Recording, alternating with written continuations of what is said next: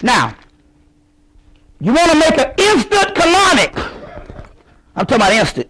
You know how the colonic is? You can see the shit just flow out. You want to make an instant colonic. So when it hits, now this is the deal. You can go out, if you out there, 10 minutes, they got you. As a matter of fact, my queen was raking the front yard, and she could smell the chemtrails on the leaves. And I didn't wear no hats. So they got me. You see what I'm saying? But, now, the other thing, I got a bag of this shit. Let's see here. You want to make echinacea chemtrail. Excuse me, echinacea. You want to make a instant colonic. Now, they got the vitamin C's, you heard, emergencies. Okay. Now, they got the new one. Now, this one here is this motherfucker. Leave it to the white folks now. They're going to come up with some shit that you need. This is the new one called immune defense. It just came out in January or December. This is the one you need. You get a big box of them for $9. And it's C1000 with other minerals and stuff. This is the one you want. Immune defense. Take 3 of these in the morning and 3 in the afternoon. And this is real good. You see, just telling you how to, you know. Now, if you feel you coming down with something, so this is emergency immune defense. This is the one now. You double up on these, 3 of these or whatever. And this is the one you need. You know, take them with water, take them with juice. Now, if you feel that you're coming down with something and you need to get it up out of you, because the key here is the number one key to all of this. Even Savvy, all the great ones that tell you about your diet. When the lights is low and they ain't got no audience, Dr. Africa, Dr. Savvy, and all of them will tell you one thing. Hey, brother, it's about shitting. It's about eliminating. And I asked this question, why have I never been sick? You see what I'm saying? Because I always, goddamn it, was a shit master. Because I got friends in college. I got friends in college right now. You can call them, they go, well, that nigga there, man, shit to many moon.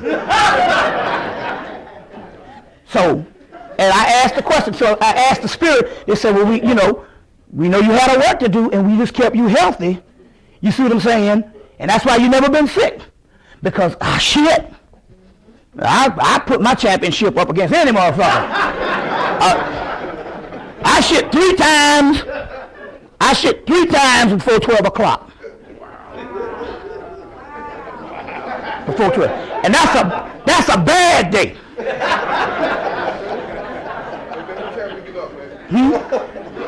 I'm just saying, even though if I get up at 9, I done been about 2-3 times. But I'm just saying, I shit 3 times, and that's the key to this thing. Now, you want an instant colonic. Now, we're not talking about, now you got something coming on. It might be severe. You get up, you know when something ain't right, you want to get an instant colonic. You see what I'm saying? We don't want no 3 hours for no colon cleanser to work. You need to get this shit up out of you within 30 minutes. You want to take you 7 echinacea goldenseals, 7 C1000s. That's the C1000s. And an 8-ounce glass of cranberry juice, grape juice, damn the orange juice. Get you some cranberry juice, something that really kick. And some real citrus shit. Some cranberry juice, some grape juice. You want to get an 8-ounce glass of that. For some of y'all that's all clogged up, take 8 echinacea goldenseals and 8 C1000 pills. So you wanna really, but I'm talking about to get the stuff out in 30 minutes. You'll hear it bubbling up in your ass. Instant colonic. You ain't got time to be pondering about, you gotta hit it, because the key here is you got to eliminate. You see, I hope you ain't going to the bathroom. We've been talking about shit. I've been talking about shit and then reminded him about something. You see. But They're doing the genocide. What's that, sister?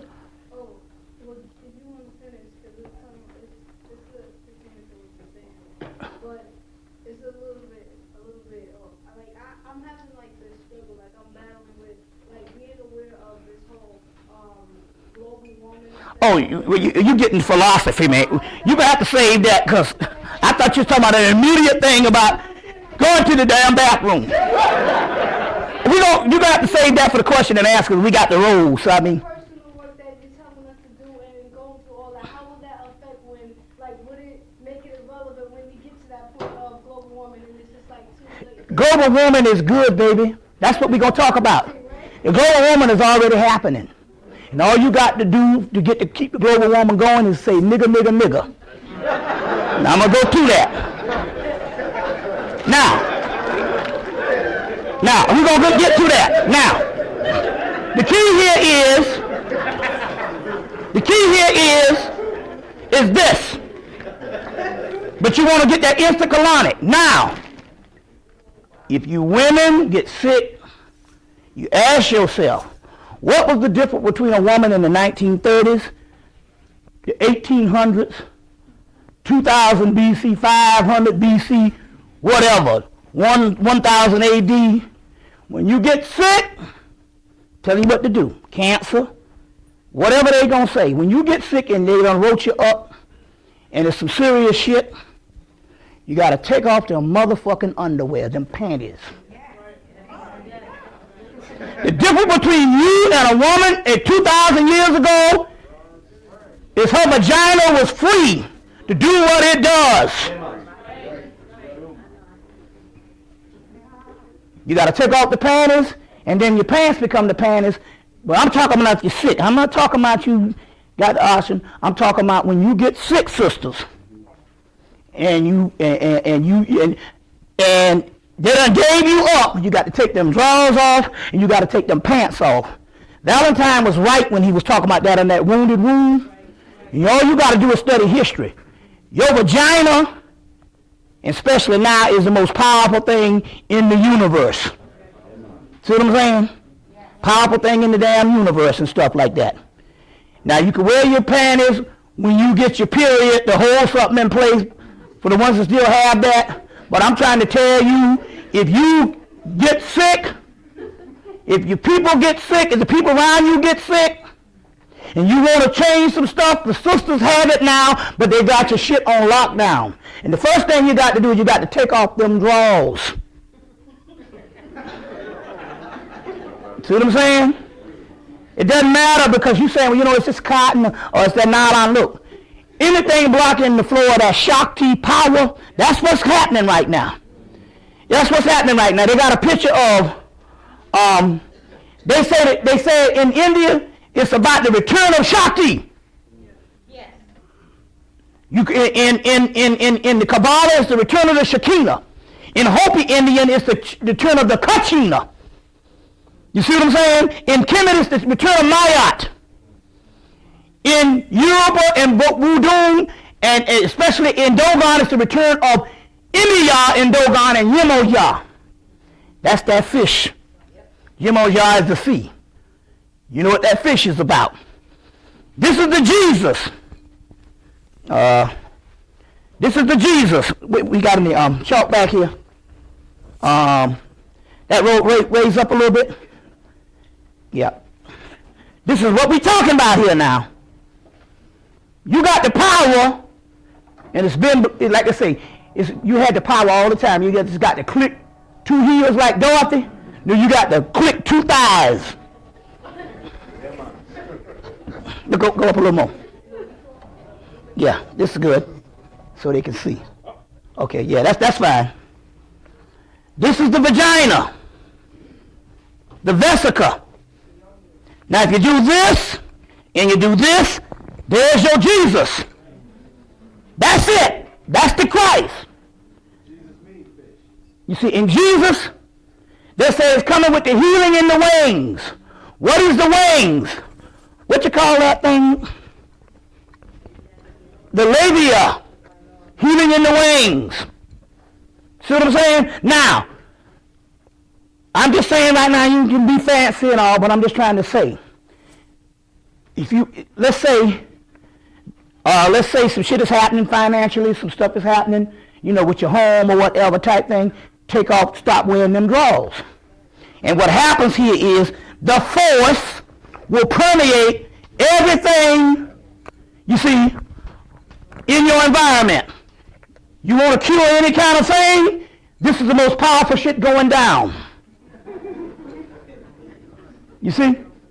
Look, they came in 2003 and said, they'll come one night. So like, they only come once. They came out in August. No, they came out in June. They say it once because it's all about economics. They came out in June, and NBC News say, we now know, based on other countries in Europe, France eat everything in the world. All kind of cheeses and shit. You know, all kind of pastry. But they're not overweight like we are. And they came out, and we all know it. They said the number one thing in America, we know now, bar none, is the soft drink industry. The soda industry is the key to America's bad diet and their sickness. But they'll say it once, because we got Coca-Cola, we got Pepsi-Cola. You see what I'm saying? So they're not going to say it but once. So they came on NBC News in 2003, and they said, look, we simply do not know anything about the female's womb. That's why we opt for hysterectomy all the time, because they say not because of, you know, they say because we simply just don't know.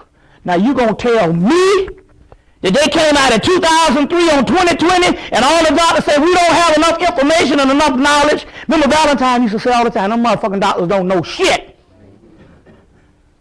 And they say we simply do not know enough about the female reproductive organ. We do not know anything about the womb. They came out and they better do it one time. And then you to tell me fucking 4 years later they're going to tell you that your daughter going to get a shot to cure her for a doggone cervical cancer 20 years later, and they just said in 2003 they didn't know shit. They came on TV and said we don't know shit about the womb. And yet, they're going to tell you they'd already made it mandatory in Texas and in Washington, D.C. You see? That your child is as early as 3 years old going to get a damn shot.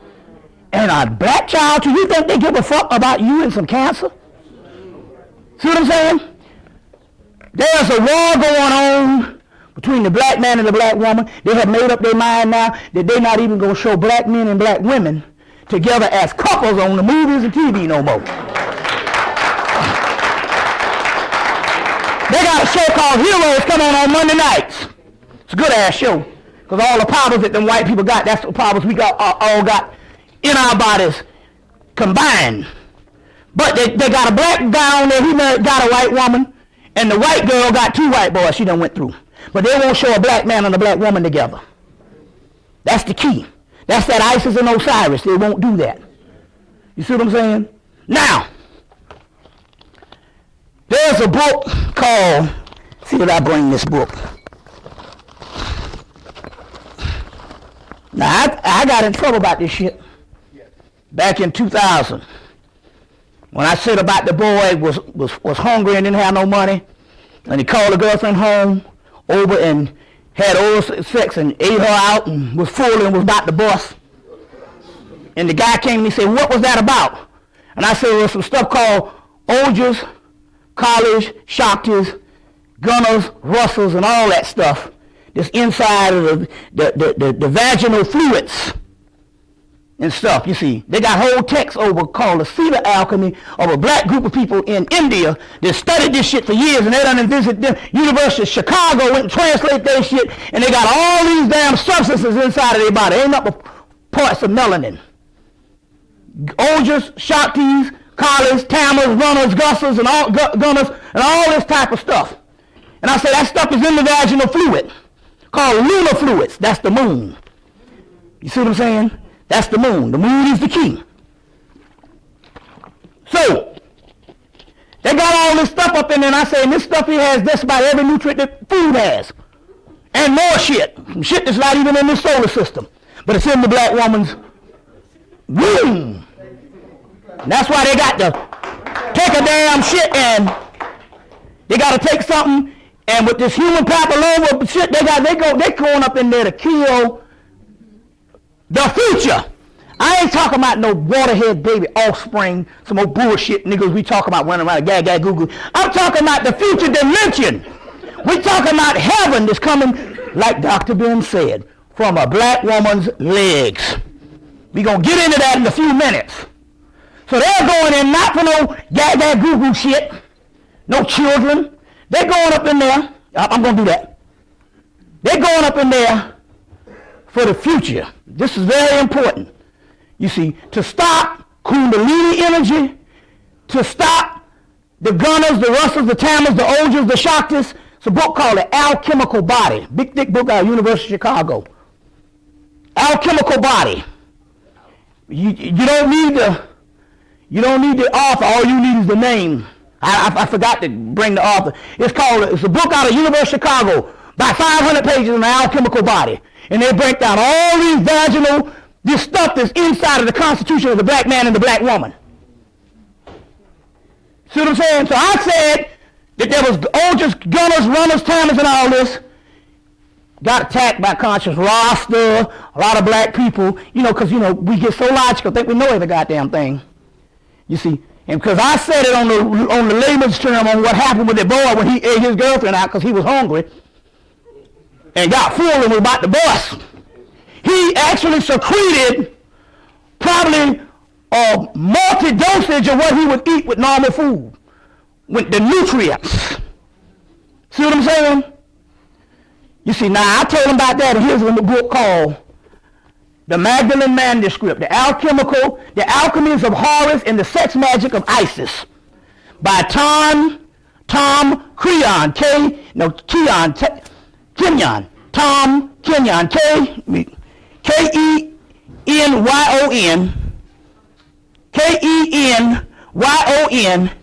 and Judy, Judi, Sion, Sion. It's called The Magdalene Manuscript, The Alchemies of Horus and the Sex Magic of Isis. And in here, they're talking about the vaginal fluid has so much stuff in it till goddamn science hadn't even caught up with the shit yet. They don't even have the scientific know-how to even catch up with it. But the ancients been talking about this shit for years. You see what I'm saying? And the same shit I told the people back in 2000. And the ancients been talking about this for years. You see what I'm saying? So now, this is the type of thing that they're trying to stop. And this is why, if you get sick, if your shit start going around, look, it's like anything. You block something up, then stuff just starts shutting down. So the next time you get sick, or the next time some stuff is going on, take off them drawers and start wearing a dress. Another thing too, next time you get sick psychologically, get in there, women, and dress your ass to the T. Put on your baddest shit. We think that the conscious is supposed to be ragamuffins. And we don't know. Them goddamn ancient Egyptians was not wearing no fucking bullshit. You see what I'm saying? They was wearing some Victoria's Secret to the 14th power. So the next time you get to it, because everything is based on your self-esteem. You ever put on some shit? I mean, so, I know your sisters know what I'm talking about. Put on some shit, and look in the mirror and like, God damn. See, everything don't have to be motivated based on a man. You got to just beautify yourself. You see what I'm saying? That's what this shit is about with this Anna Nicole Smith stuff. We got to understand what's going on here. It's an image war. You see what I'm saying? She born on the same day. She was Sagittarius, November 28th. You see what I'm saying? James Brown says, come to find out. The sister told me. She's taught. Okay, then. Okay, I want to get that right. Okay. Now, I'm getting ready. Yeah, but listen. This Anna Nicole thing, the word Anna comes from a goddess called Anna Guerrila. They're trying to do rituals. Look, they had all these beautiful women was coming up in the 1990s, about 10 of them in Hollywood. 10 of them in Hollywood, all these beautiful actresses. By 2000, they phased them all out of Hollywood. Won't give them no roles. And you only got 2 people working now, Queen Latifah and Monique. Now, I'm not saying Queen Latifah ain't whatever it is in her own right. See what I'm saying? But it doesn't look like, Queen Latifah look like she done ran some linebacker for the 49ers now. And the goddamn Monique now. Look like they done, shit. Look like they was on that line and stuff for 49ers now. Come on now. Now, I ain't saying, now look, I like the big woman, and I'm not saying she's not beautiful in her own right, but I'm talking about what Hollywood talking about standard is. You got to understand that screen goddess shit. See what I'm saying? You see, this woman came to me and told, she came to me, let me spell her real name. Y'all all right?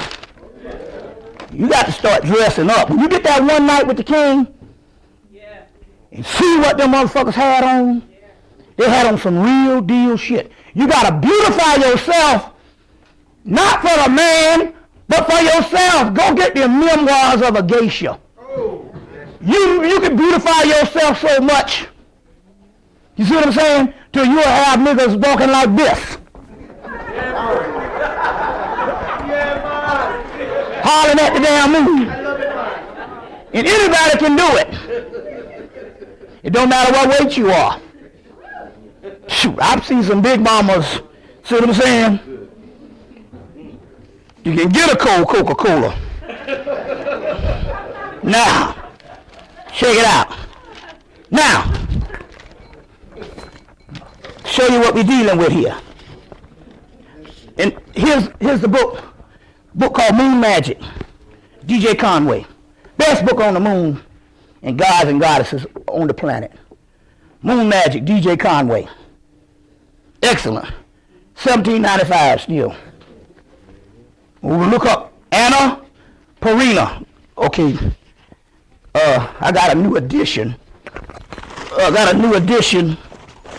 I guess that I'm 45. I got a new addition to the Bobby Hemmitt traveling show.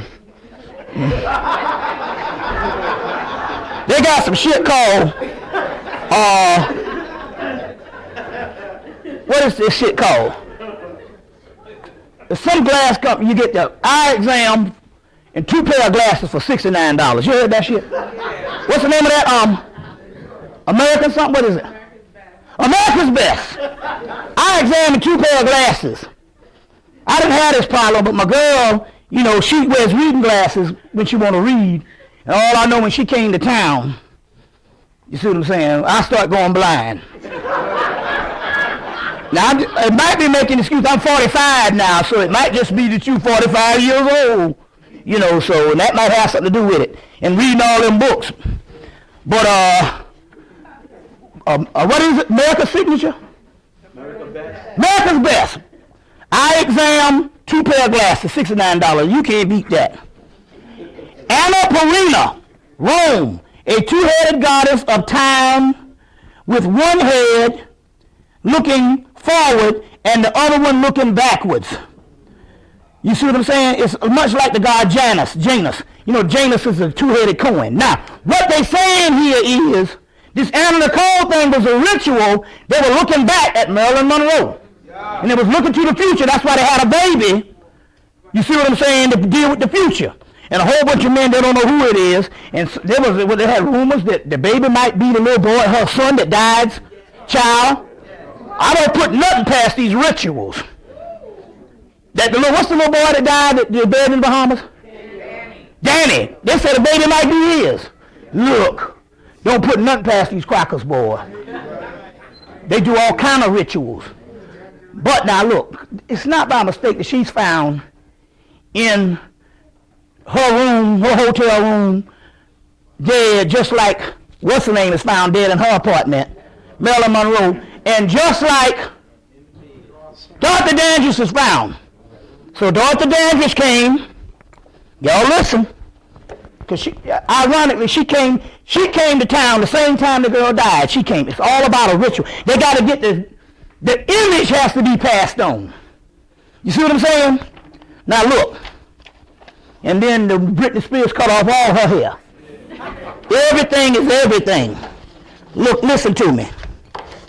Look. This woman, you can put the screen down.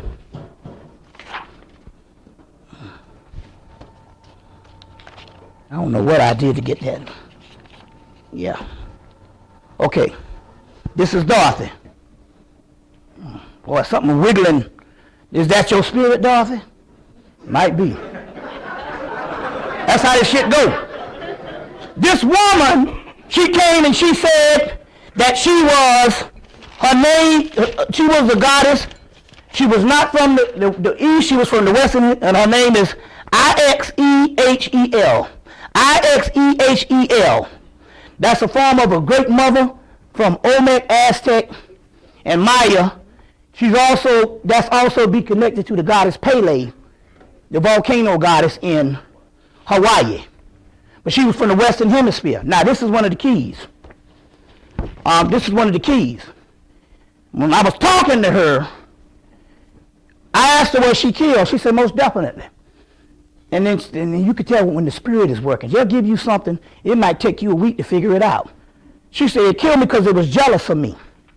That's why they wouldn't give her no work. But they said it killed me because they was jealous of me. I'm not jealous of your beauty. Well, naturally, that would be a factor. But then it took about a week to understand what was going on. They had just lost, she died in 65, which is the 100-year anniversary of the Emancipation Proclamation or the ending of the Civil War. Malcolm died that year. The book Dune came out that year. You see what I'm saying? Which is our story. 3 years before, Marilyn Monroe died, 1962. So they were jealous that they had lost their screen goddess. Jane Mansfield was just a knockoff, she was like a joke. But they were jealous of her because Marilyn Monroe was not an original look. Marilyn Monroe, when she was called Betty Jean or Billie Jean, what is it? Norma Jean. There's a movie called Norma and Marilyn. Came out in 1996. Played by Ashley Judd and this other Mira Sorvino. Norma Jean had work done on her face, so that's what made her, and she was a brunette. Naturally.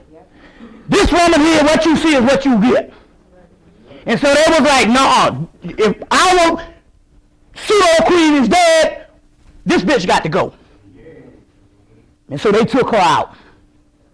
You see what I'm saying?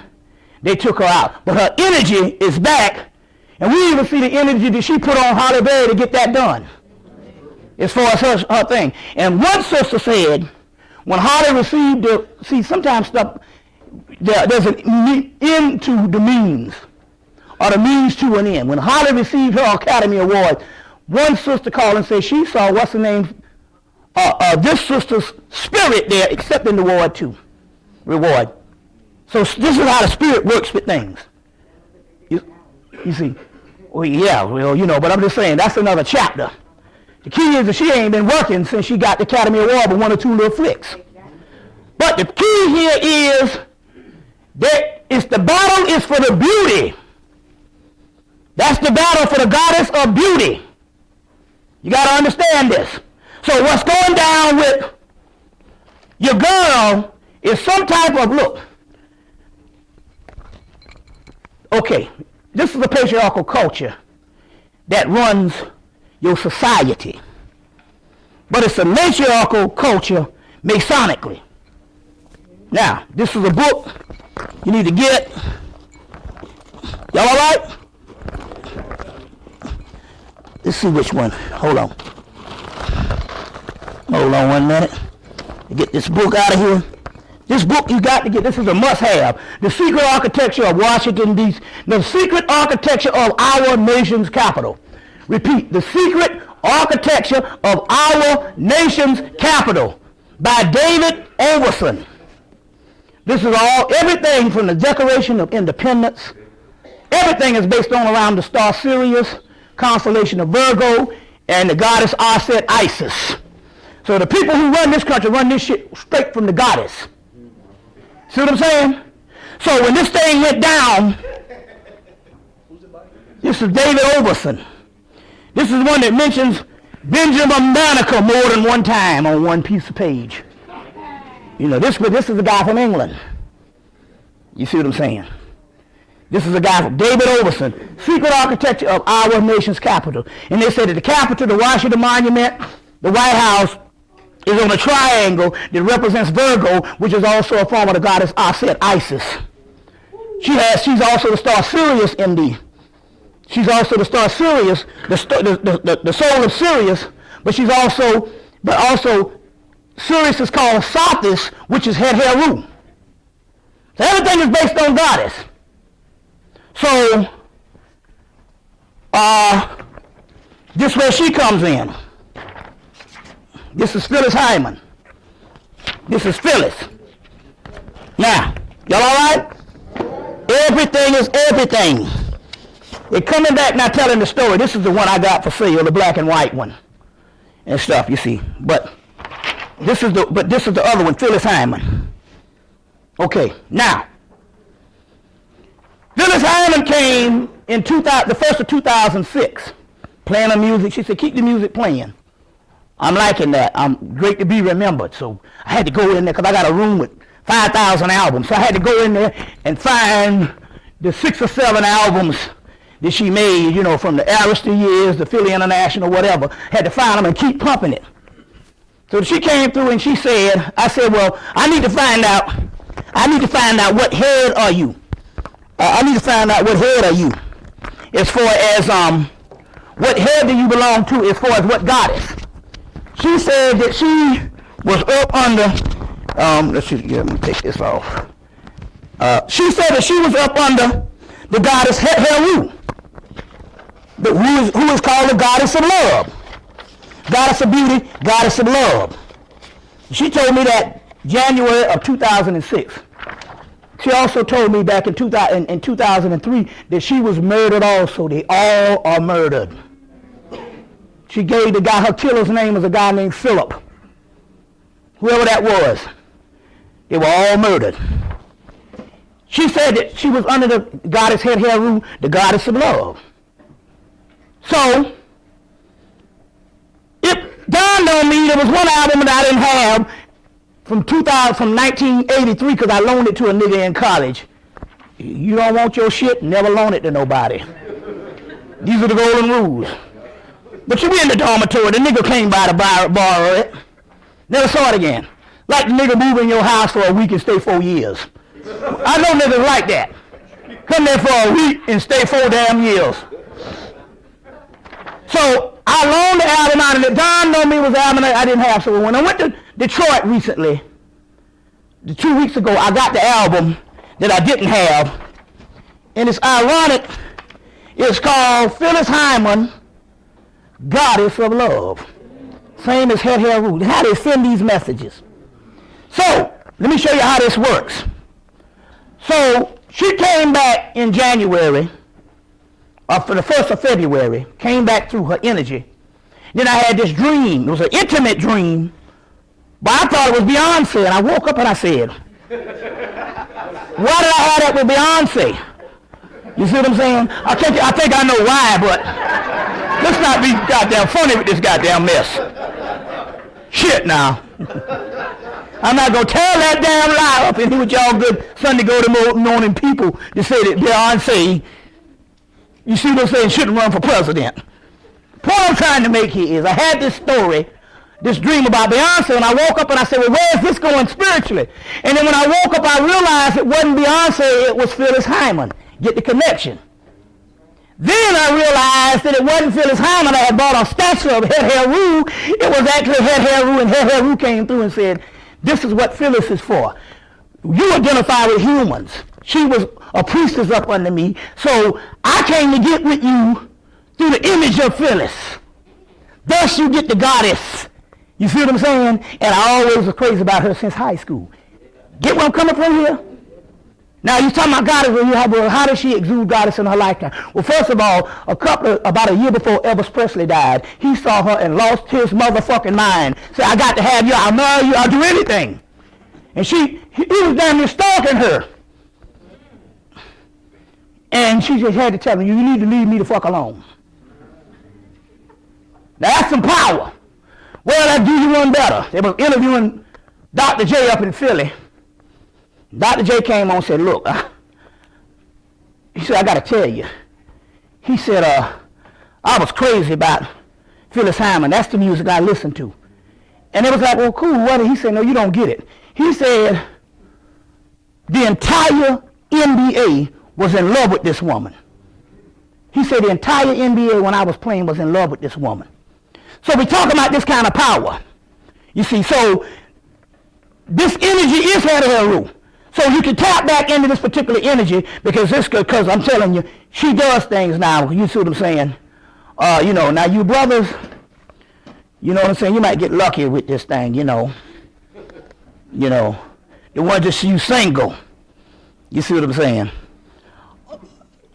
The romance don't stop because a person leaves the physical body. Okay, so moving right along. You see. So now, so my point here is this energy is always around us. So now going back to the Anna Nicole thing, it's something with a goddess ritual that they're doing in Hollywood. This woman was a stripper, a laughing stock before she died, and all of a sudden she magically turns into Marilyn Monroe. And it's the same kind of ritual or something that it had to do with this goddess thing, because Marilyn Monroe, for the last 40 years, or 40 or some odd years, had been the screen goddess that they look to as the archetype of what they call the standard of European beauty. See what I'm saying? So my point here is they had to either a way for you to remember Marilyn, you see, by comparing Anna Nicole with it, Anna Nicole is the new Marilyn. It's a ritual that they do, you see what I'm saying, to put in your mind, and it's a powerful energy because they're dealing with the goddess energy. And that's what they call their screen goddesses. So this is a major ritual that went down. You see what I'm saying? Then you put the black figures on it. 3 black pallbearers, the black preacher, black choir, in the Bahamas. You see what I'm saying? That's what they did this whole thing. You see, so it's just interesting how this whole thing goes down. Now, moving right along. So, before the break I said that I did the bathroom to Yemaya,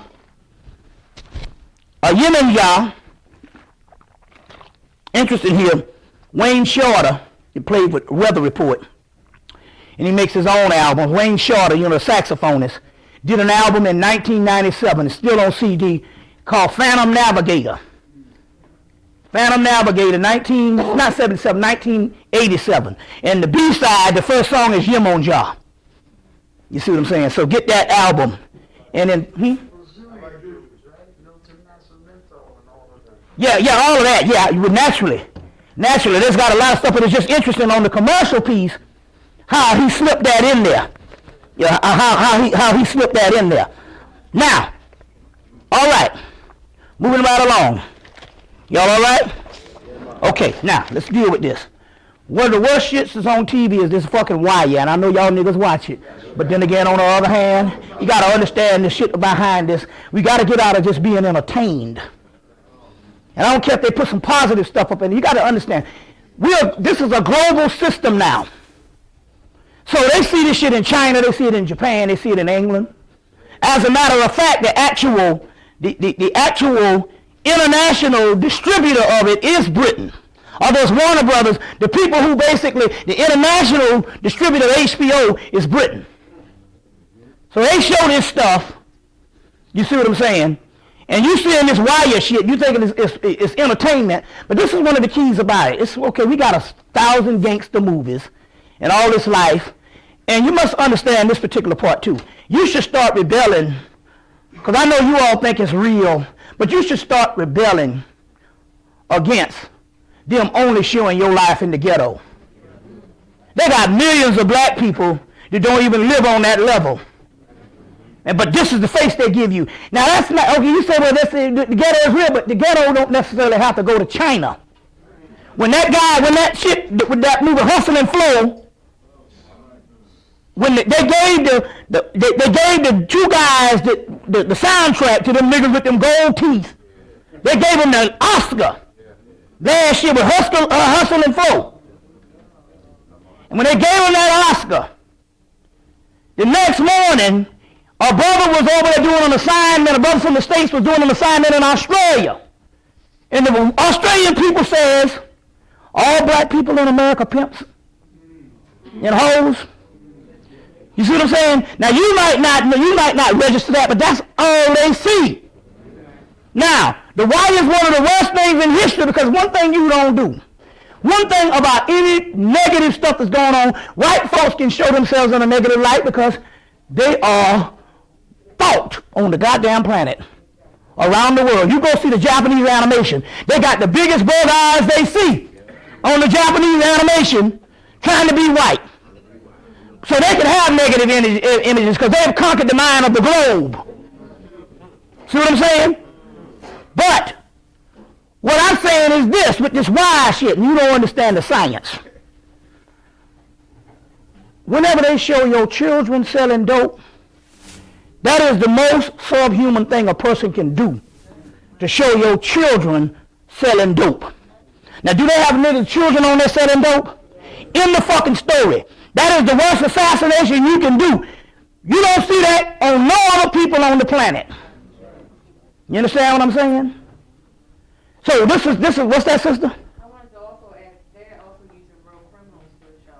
They're doing all kind of shit. And you know the irony of Baltimore, of all places, because it's set in Baltimore. Baltimore is one of the few cities that have 3, 4, 5 blocks of a complete white ghetto.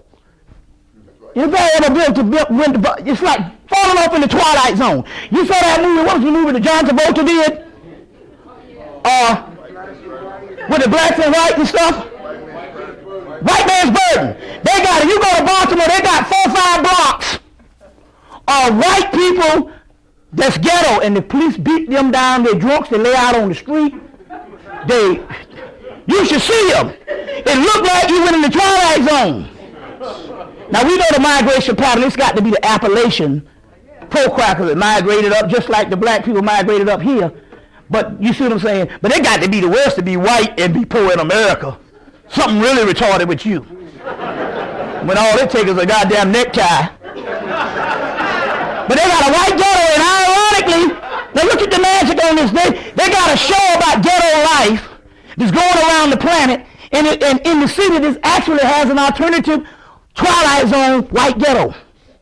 Why they didn't do a show about that? You see what I'm saying? So this type of energy, you got to realize what's actually going down. A lot of homosexuality on it too. It's everything. It's everything. You don't get it. They're showing this stuff. Sit down and count how many commercials you see with fat black women. There'll be a commercial where they have all skinny white women, and when they get there, they have a black woman, and then she's fat. I'm not saying that fat, I'm not trying to tell you that fat is negative. I'm trying to tell you how to use Hollywood. See what I'm saying? We like the meat on the bones, but they're trying to get an image to say that black women aren't beautiful. You understand what I'm saying? By giving you a dichotomy or a comparison of what they call the standard of beauty and Queen Latifah or Monique. You see what I'm saying? And both of them got hair movies out. Everything is everything. I'm not saying that Queen Latifah is not beautiful. Like I'm saying, you know what I'm saying? Queen Latifah, shit.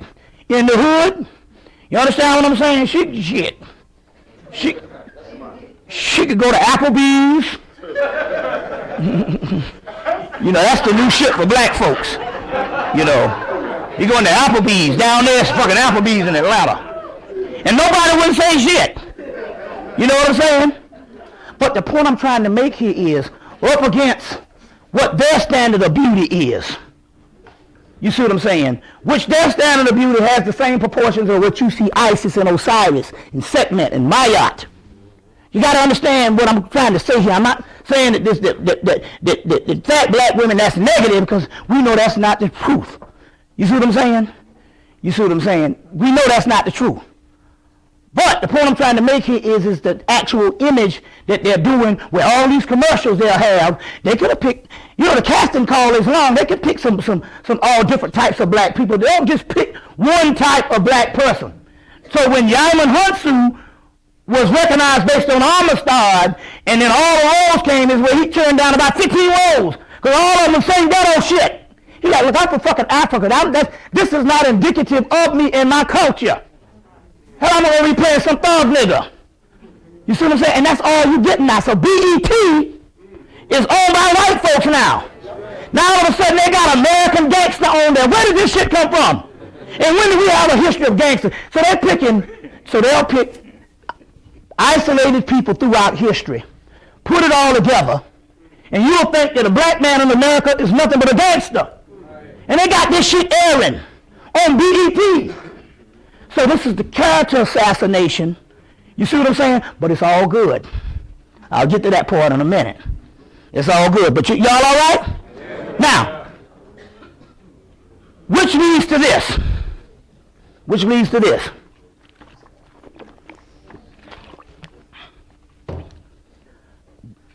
My mother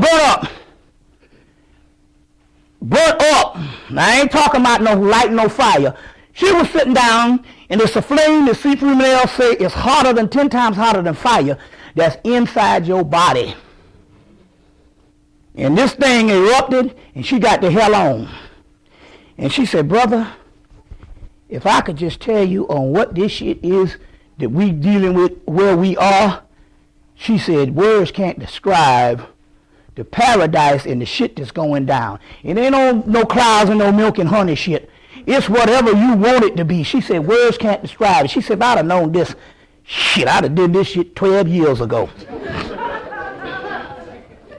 But we went down to South Carolina, and it was hotter than Africa. Now, I grew up there, and I'm telling you, I ain't never seen it this hot, and that was her energy. Now, check this out. The year before, she wasn't nothing wrong with her when she died. She was chilling. But the year before, she went through some dementia. You see, my doctors and them had on 5 different blood pressure medicine. How they fuck you up. She was on 5 different blood pressure medicine, and she went through a dementia. And she was in the hospital, and this is where Al Gore and them come in. They did the show called, the movie called An Inconvenient Truth. He got an Oscar for it. You need to get this. They said that the hottest place on the planet in the summer of 2005 was Florence, South Carolina. And it just so happened to be the same time my mama was in the hospital with dementia. Now you got to know this because your boy that come on CNN, what's the guy that comes on CNN? No, it's the older guy. Lou Dobbs came on CNN and said it. They'll say it once. But I told the people in Baltimore, the global warming is Kundalini energy. All that greenhouse gas shit, you buy that and you don't get what you doing.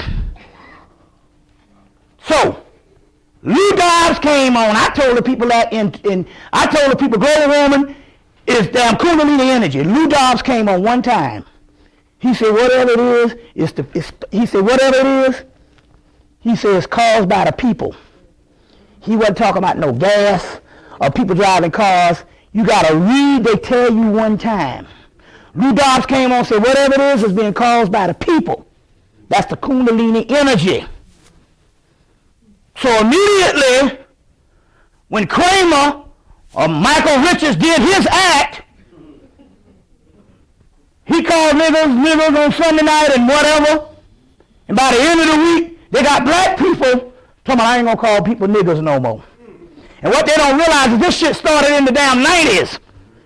They had commercials, they had shows in the 90s where the white boy get mad every time the black guy say nigger. I'm like, why is it affecting you?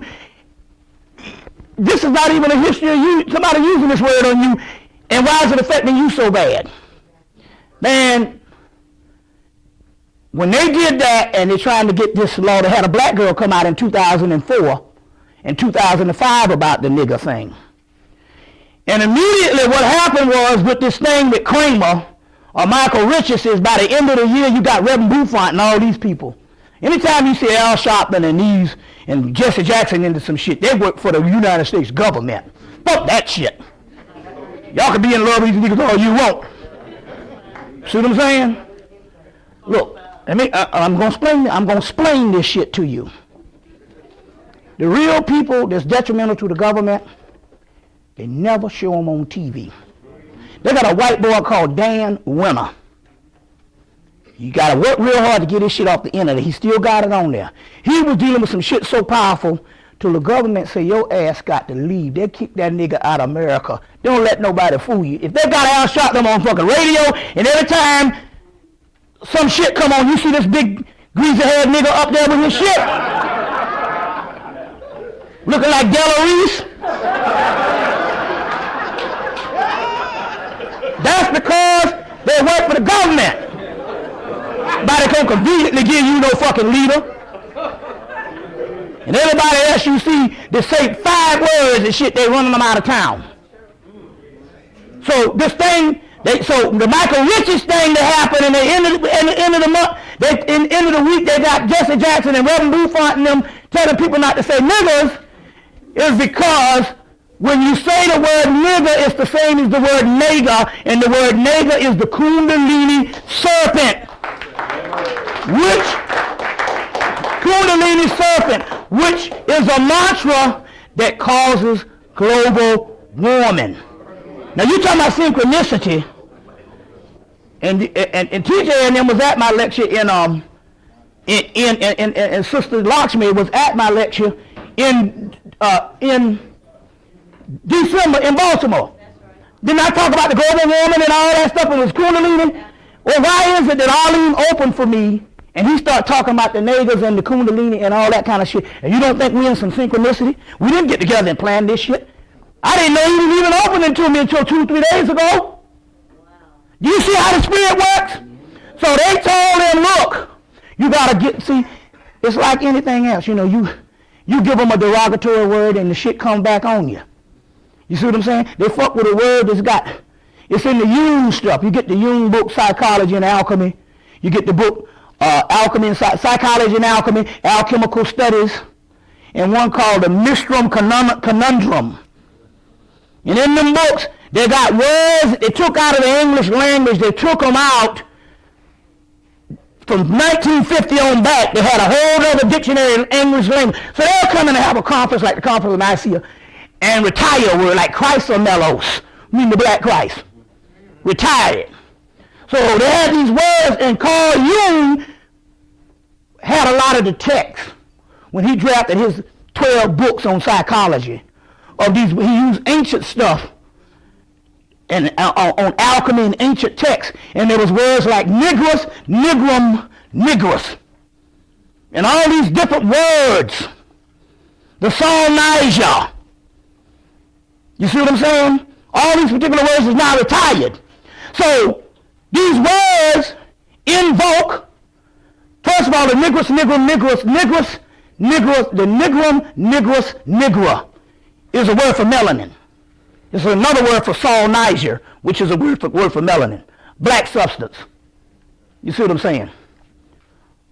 Solnasia. Negrito is another word, black substance. Also called melanosis. There's a book called The Alchemical Dictionary, just put back in print. Can't think of the guy's name, The Alchemical Dictionary, or the Dictionary of Alchemy. Dictionary of Alchemy just came back, and they got the word melanosis up in there. And negrito, black substance. You see? So you're talking about melanin and the nagars, which is the Kundalini energy. whole book on now. The guy's doing the research on the pineal gland and all this stuff. A book called The Grail, Serpent Grail. Serpent Grail. What's the guy's name? Philip Gardner and Robert Osborne. Philip Gardner and Robert Osborne. But Robert Osborne has a whole text and all this stuff on the internet on melanin and pineal gland. It's a book called Serpent Grail. In there you will find the nagars. You see what I'm saying? You'll find the nagars in there. You see, in the Serpent Grail by Philip Gardner and Robert Osborne. What was the other one, the Gnosis book he got out? It's called Gnosis by Philip Gardner. Gnosis, the Temple of Solomon, something like that. But they got a whole chapter on the nagars. So they're saying, look, this nagars is a mantra. What black people say, that's raising the kundalini, changing the atmosphere. That's why we gotta work hard with HARP and the chemtrails to try to diffuse this energy that's coming. But we can't do it because there's too many of them call them niggas. Now, we upper mobile folks, you know, the bourgeois, the bourgeois, or the upper mobile black people, they can convince you not to say nigger. But to black folks on the grassroots, nigger is like the.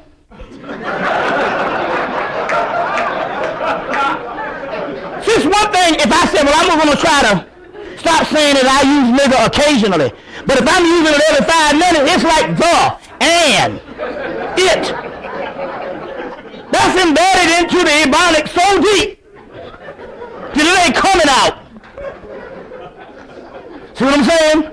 And in this particular case, they have shit creep. So when they had the guy in Texas,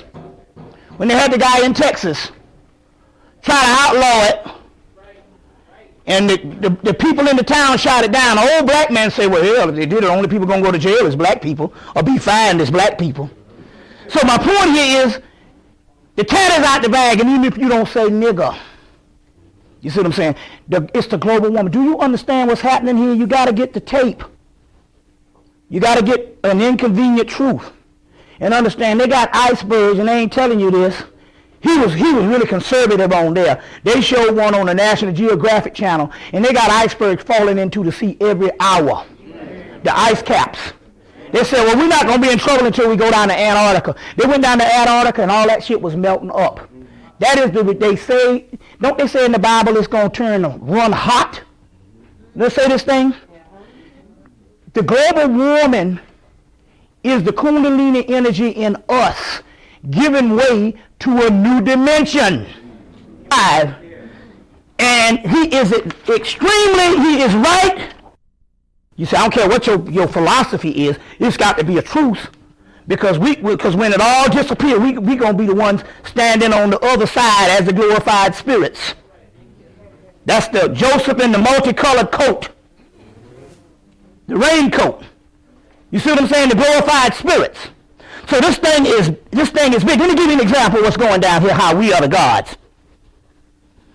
An enigma happened in the United States on Harlem. The people was baffled. They couldn't figure this shit out. How was this nigga being so damn successful? What the hell was going on? Some call them agents. All kind of shit. They wanted to know how this was being so successful. Let me give you the damn 411 on this shit here. The rundown. Listen to this. Huh? You know, I call him the father of the word, Paul Mooney, he's something down. Yeah, I know, yeah. We know that. That's what happened with the whole thing that went down with the Michael Richards thing. It was a ritual because Paul Mooney, they never did let this nigga on TV. All of a sudden now, he's a part of the damn forum. Shit, man, look, you better. Ritual is a ritual. What about the term the greens from the monkey? Huh? Those monkeys in the greens? Well, all that stuff comes from alchemical terms. They name newer stuff from earlier stuff. I want to show you this. Let's see if I'm hoping it's in this book. Hold on 1 minute. Here it is. Now, let me explain something to you how the spirit world works. This was baffling, I see it. This was baffling people. They want to know how did this nigga get so damn successful with what he does. This is a nigga called Sinetta.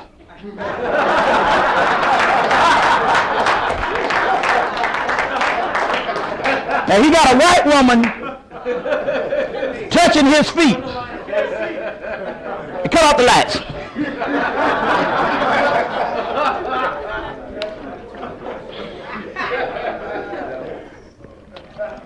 He got his bullhorn. He got a white woman touching his feet. You know, because he make him feel guilty up there. I guess that's the Black Snake Moan movie. He got a white woman touching his feet. So the spirit gave it to me down in Atlanta. They said, you know, he's successful because he exalted these hang figures. You know, the lynching figures? The lynching figures needed a hero in their corner, not some intellectual group to put it in a book and set up on some college shelf or some bookshelf or some coffee table. They needed a hero to bring it to the streets and bring it to the people. Show you how the spirit world works. So since he brought it to the people, he got a whole army of these souls lined up behind him, and they work for him. Thus, and this nigga is not no quiet, timid person about this shit. And people want to know why the police saying, you know, every now and then he'll get some stuff happening. You know, he'll get a run in now and then and stuff. But, you know, but the brother is doing well, and it's because of the energy of those slain Mark 125. And he is right in standing in the same place. They got the same telephone pole as Sinetta's station where he is now. It's the exact thing. So there's a force field set up with this brother from 1943. This is some sci-fi shit. From 1943 he sold conscious books, and he had a bullhorn, and he used to stand out there like Sinetta with his bullhorn. Let me get this right. Like Sinetta with his bullhorn. See the bullhorn? Now, the thing about it's in the same damn spot. This guy used to sell conscious material in 1943. You see? And 63 years later, you got the same spot and another nigga with a bullhorn. Bringing consciousness. He sells the DVDs and he made people aware of the army of the slain figures. You see what I'm coming from here? You see, this is a picture of me.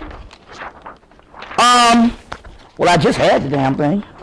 Let me see, 1, 2. Yeah, this is a picture of me lecturing in the same spot for Sinetta about 3 years ago. I think it's, yeah. About 3 years ago. In the same spot. Now, it's a force field. Let me tell you what happened. Remember Brother Shabazz that used to do the lectures? Shabazz had a car wreck, I think it was January or something, of 2004. He turned right around in 2005, had a car wreck on the same spot that he had it 1 year ago to the day at the same spot. He rolled by the damn place and had another wreck at the same spot 1 year later. It was a force field. So here's the force field that's happening with this guy from 1943 with the bullhorn standing in the same spot as Sinetta, and here's Sinetta with the bullhorn in the same damn spot, but he done brought the little army with him with these slain figures, which they didn't have the collection of these figures back in 1943. Then you got to understand how the gods and stuff that we're reading about is ourselves. And when we recognize that particular power, it all starts to work for us. See what I'm saying? Now, to show you everything is in synchronicity, this is the brother Idi Amin. And as you know, Forrest Whitaker just won the Oscar for playing him in the movie Last King of Scotland. Now, Forrest Whitaker, now let me explain something about consciousness.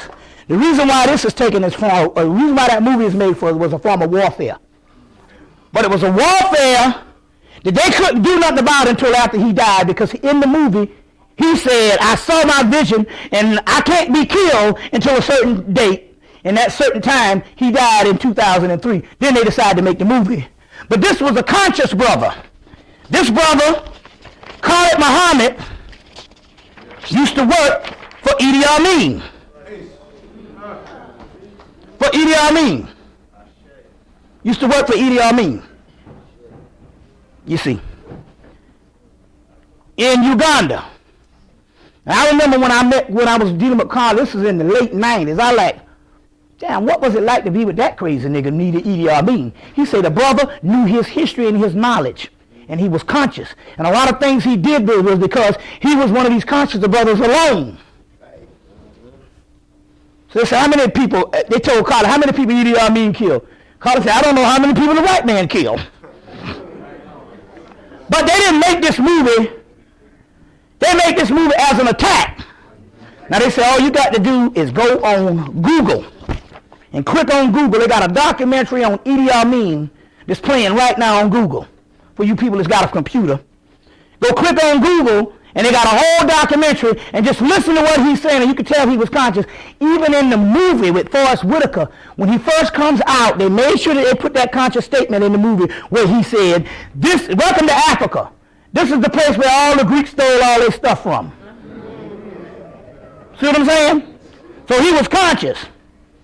Now, matter backfired on him because Forrest Whitaker, when he went to go get the role, they had a documentary on the making of the movie. The guy said, man, you ain't played nothing but a bunch of sorry little man roles beside white folks. We don't know if you might be the right person. He came back the next day and auditioned, and the director said it scared the damn shit out of him. I saw the movie. There was a part in the movie where I got a little scared. I'm like, man, this nigga right here, whether they like it or not, it don't matter about the dictator stuff. Idi Amin's spirit muscle was up in this nigga here, man, because I was like, oh, shit. Damn. This nigga had this role. So I can understand the Oscar, but I can understand warfare too. And why they're trying to always fight against a person that's conscious. You see what I'm saying? The person that's conscious. So that's very interesting on this Idi Amin thing. Y'all all right? Okay. I want to cut back on the light. Because I want to cut back on the light and get my notes. Because we can keep on going. How much time we got? About 2 hours. Oh, good. We got good time. Good time. Good time. Okay. All right. Yeah, okay. Okay, let's deal with this thing. Okay, now. Now, in dealing with the science, in 2003, now let me show you how this stuff works. Let me show you how this works. In 2003, Jimi Hendrix came, and I said, so what you doing, man? Because, you know, like I say, I had one out in California. She could tap in and get the dead, too. So I think she she was recording the album. Now, obviously, it must have got successful with it, because I ain't heard from her since. But anyway, he came through in 2003, Jimi Hendrix. He said, I'm coming back to the earth. I said, are you going to reincarnate? Because you don't want to do that. You think you're a god. Get that book, the Spirit's book. You think you're a god. You reincarnate down here, and they put that baby brain on you, and that's all you wrote. Once the baby brain get on you, you just retarded. Because the baby, you know, you're a god, but then they put the baby brain on you, and then you just drooling at your fingers and shit. You see, the spirit world, you know, the baby brain, the baby brain is to make you forget your previous incarnation. So any God coming down here, he going to start back at square one. See what I'm saying? You see. And so, so he said, no, I'm not coming back as a incarnation. I'm coming back as a muse. So I was thinking that he's coming back to help the music. But then I realized what he was saying. When my queen, who was from D.C., and she was living on Capitol Hill, She said they do all these mass rituals. And she can feel it because she's an empath. But she said, she's an empath. But she also said that they have these helicopters flying around. And then all of a sudden, she said, whenever she want to diffuse that energy, she got to go put on Jimi Hendrix Machine Gun. And the music, whatever it is, completely clears up. You see what I'm saying? So I still didn't get the picture what Jimmy was saying until before Christmas, when Jimmy said, I'm back now, and I'm a muse, and you can use my music and my energy for warfare, prosperity, healing, what have you. Now, try to understand this. That's why I brought the Jimi Hendrix posters. I ain't brought the stuff just to sell. I want to get a... I didn't bring that just to sell. I brought that so that you can get a energy on what's going on. Let me see if did I have one. Now hold on, because I got to explain this James Brown thing to you on what's really going on, why they taking the body and dressing it every day. Yep. Oh, excuse me. Okay. This is Jimi Hendrix. You ain't got to cut off the light. This is Jimmy. This is the poster that I got. This is another picture of Jimmy with the guitar.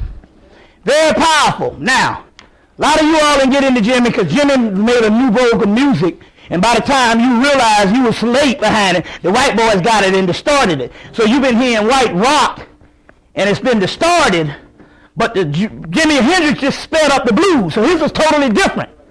But it's the genius. Now, try to understand how you get into something. Music is not going to come to you. You have to come to it. Now, I did like that what what's-her-name said on the jazz thing, or Wynton Marsalis. It's not going to come to you. You got to come to it. And when you come to it, you get the benefits. Hey, close the door. Yeah, keep that door closed. The niggas out there. It's going to come. It's going to come to you. The only thing you got to do is to take the music and listen to it 8 times. Or 7 times, and it will come to you. You see. But it's a whole nother world. And he can act as a muse within that world. Very powerful. That's why I said, Phyllis Hyman, real powerful right now. They come to you.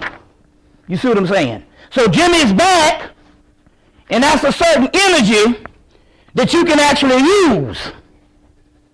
Because the muse, look, the spirit world is an intelligence. It's another dimension. It's coming. They say the new religion will not be a religion. It will be a music. But the people, but I was kept thinking, like the white boy did, it's a new music that was going to be developed. So what the white boy did is he went to the music industry and destroyed black music. Period.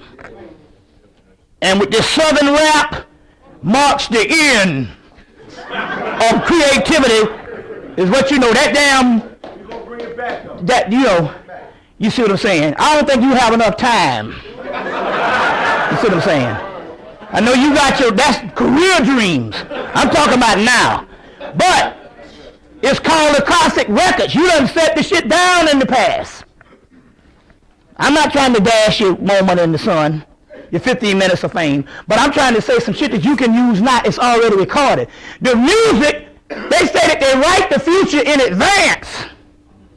And then it comes up. So the music is in our music, whatever it is. So he's a muse, which leads us to this. Now understand this. Y'all all right? Which leads us to this. Hold on 1 minute. Let me get this picture. Leads us to this. One of the first, look, there's people that do things that hadn't been done before. Jimi Hendrix was a person that did something that wasn't done before. That style of music before the white boy that started it didn't come about until Jimi Hendrix. Before that, they was into the Beatles.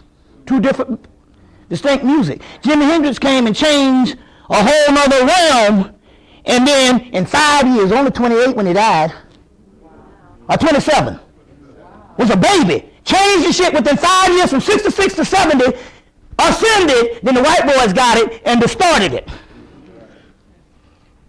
Now James Brown came in, changed music, changed the beat forever. House, rap, funk, techno, I don't give a damn. Jingles on commercials, everything is based on the beat that was started from the 1-3 beat of James Brown. He changed music as we know it. All right. So, remember I was telling you that you got to bury people based on their conscious level? Well, I didn't think about it because I got zapped with the damn chemtrails. So Christmas shit, I had to work night and day to keep from catching something. Well, I got it. I ain't catching shit. You see, but I had to work night and day to do it, so I was preoccupied trying to ward off the doggone chemtrails. So I wasn't thinking on Christmas Day what was going down until after the funeral, and the Friday after the funeral, we did a jam session where we get in, get the music, and start playing these albums. You see what I'm saying? Everybody gave up their fucking turntable. Like assholes. Because the DVD, and now a real turntable costs you $600. Techniques, $1,200. You can get a Gemini for $3, but still, your whole system didn't cost $300 back in the day. And you gave up all these things. You see what I'm saying? Just give it that. You giving up your VCRs. You can't record shit without a VCR. All that old DVD burner shit, I'm talking about if there's something on that TV and you got to get it off, you got to have a VCR. As a matter of fact, they still do editing through VCRs. See what I'm saying? That's the greatest invention. You see what I'm saying? And they put the okie-doke because the recorded DVD is 5 years behind the one from 1997, which was the introduction of the DVD with the movies. Two different systems. One is inferior. But the record, that's why they're freezing all the damn time. But nevertheless, we got in to start jamming with the music. You see what I'm saying? And James came through. I said, damn, I said, oh shit. James just went, we got this jam session, and I said, I got one album. I got if it's in the stack, it's 5,000 albums. I might not be able to find it. And mysteriously, by 12 o'clock that night, Friday after his funeral, I found all 5 major albums and started jamming them, and he came through. And I said, oh, I forgot. If I'm telling the people that we got to make these ceremonies, and the ceremony that you got was a Christian ceremony with Reverend Buffont and all these Negroes. And you did, and this is the most embarrassing thing. Payne College, a black college, gave this nigga an honorary degree standing over his casket. Yeah, you mean to tell me you from Augusta, he's from Augusta, Georgia, the college is from Augusta, Georgia, and you mean to tell me you had about 40 years to give this man an honorary degree and you couldn't think of it until this motherfucker died? That's an embarrassment. They standing over the casket giving him an honorary degree. See how sick niggas are.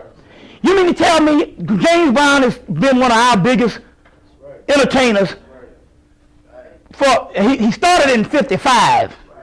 But we talking about when we came to James Brown, we know it's over 40 years. And you mean to tell me out of 45 years or 43 years, you couldn't think once as a black college to give this man an honorary degree until he died?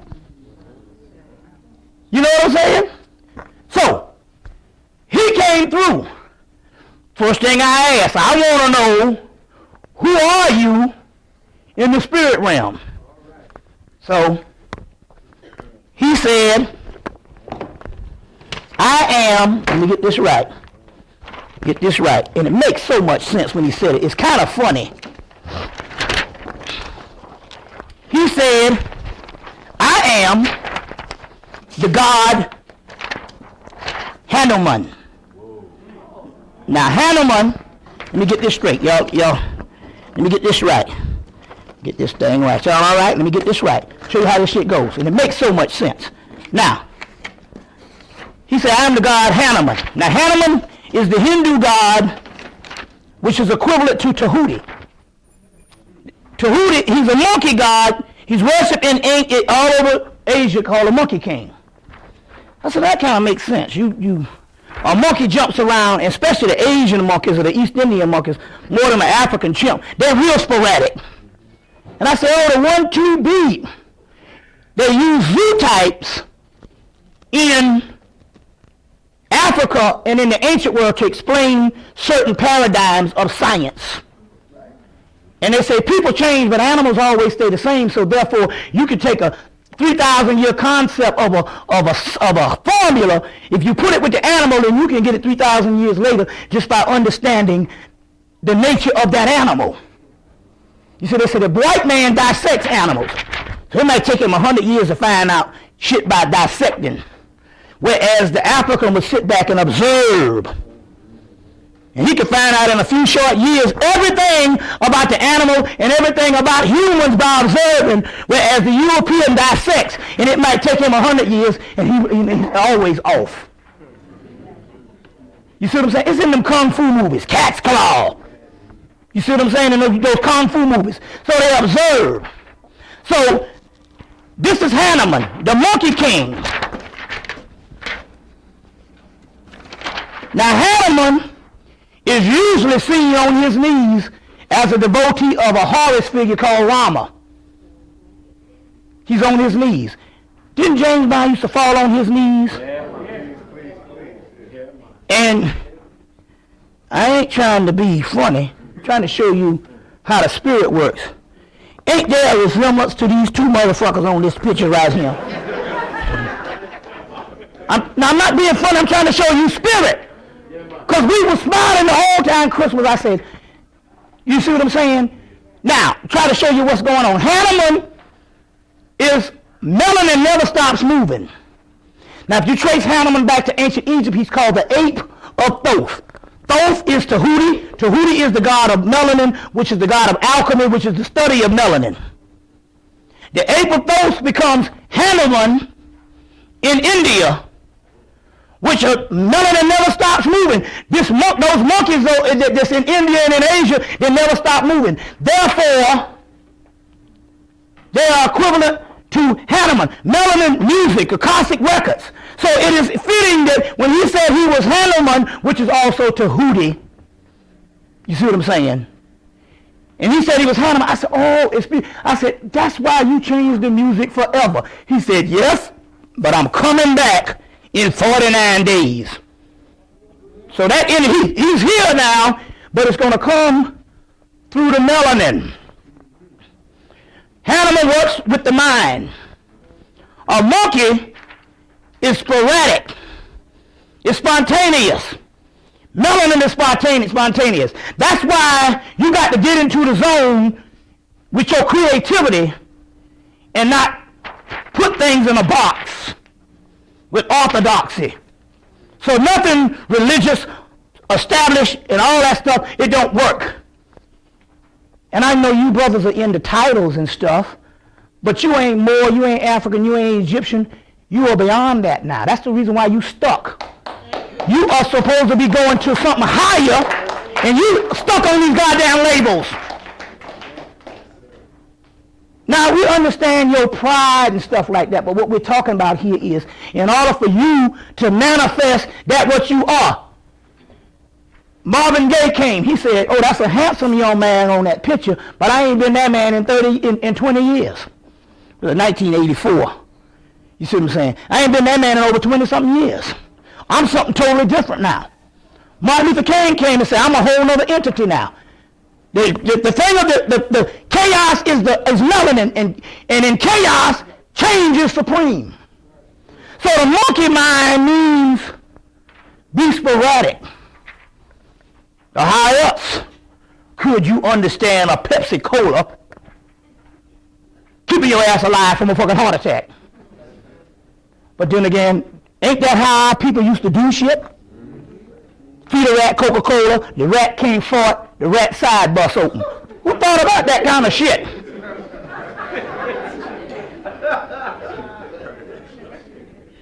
Them niggas down south, like, get a nigga a cap of Coke. He can't fart, explode. They thought about that from the spirit realm, because only a crazy motherfucker could think of some shit like that. But a nigga did it, and the shit worked. Thousands and thousands of remedies. You see what I'm saying? That they thought about, but you got to be creative. Because the world that you are dealing with is coming, it's not based on orthodoxy. And that's why the white boy got you in a shell. Especially real educated folks.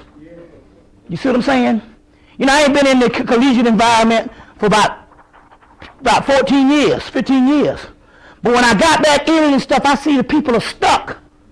Because they have let the white man turn them into a degree, turn them into a career, and that's not who you are.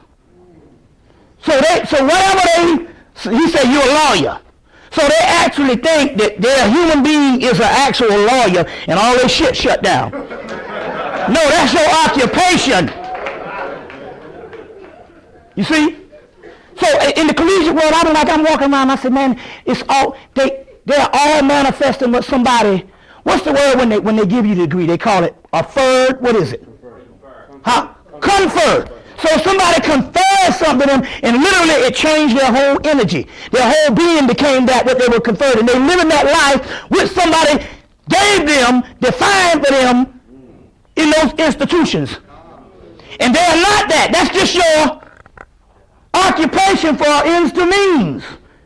But that's not who you are, so therefore their energy is shutting down because the melanin never stops moving. It defines itself in different expressions of creativity. You see what I'm saying? It creates. It's called created physics. It's a book called The Sign and the Serpent. They came together and they studied melanin in 1986.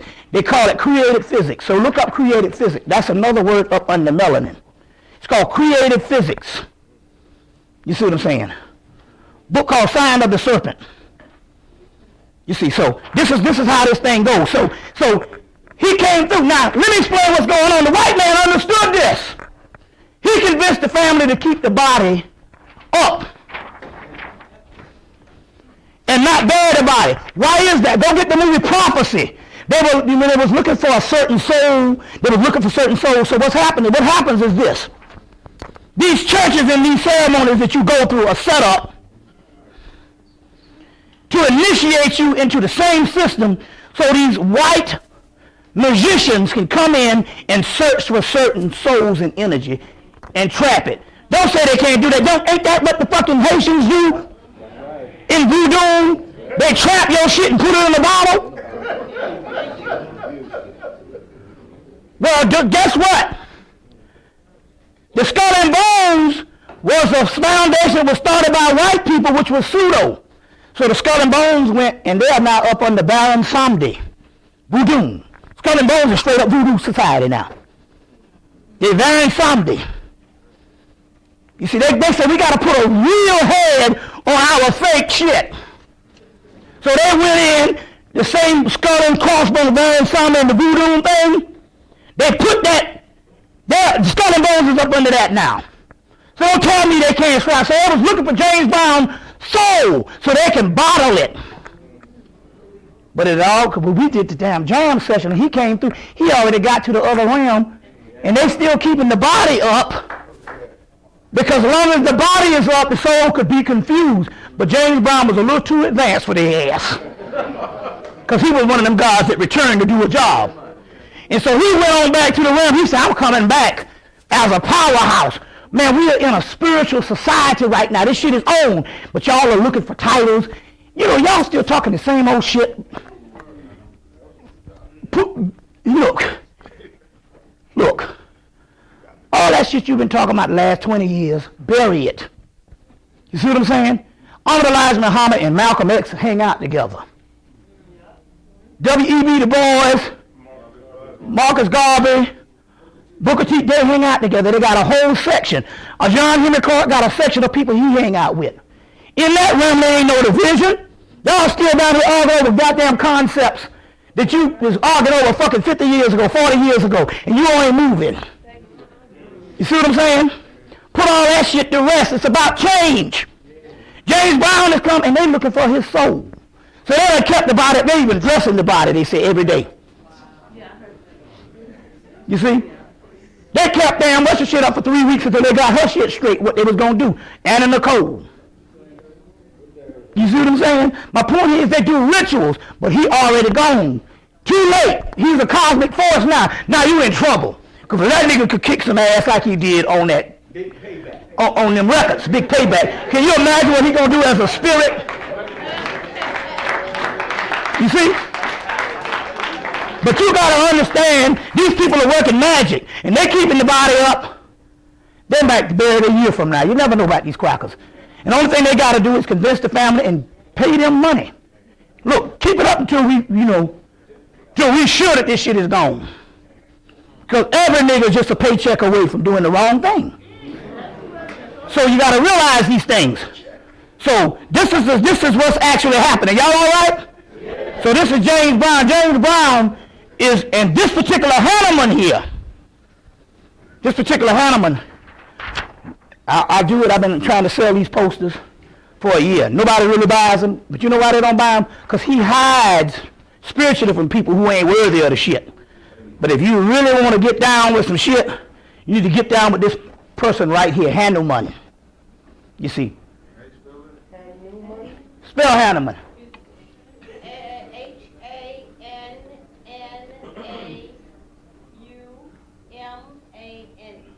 This woman speaks Sanskrit and Chinese and Arabic. Bobby, he came to me and he gave me a mantra. He said, use this mantra to do warfare. Om, payback, soha. Who said that? James? James Brown. He came Woo! to the house and he said, hey, Pyramid Man. He came and danced it. He called me Pyramid Man. How long ago was this? Man, probably about a month after he died. That's about the 40 days. He said 49 days and he started jumping up. Look, I'm trying to tell you, this stuff is not coming intellectually now. This shit it's a living spirit.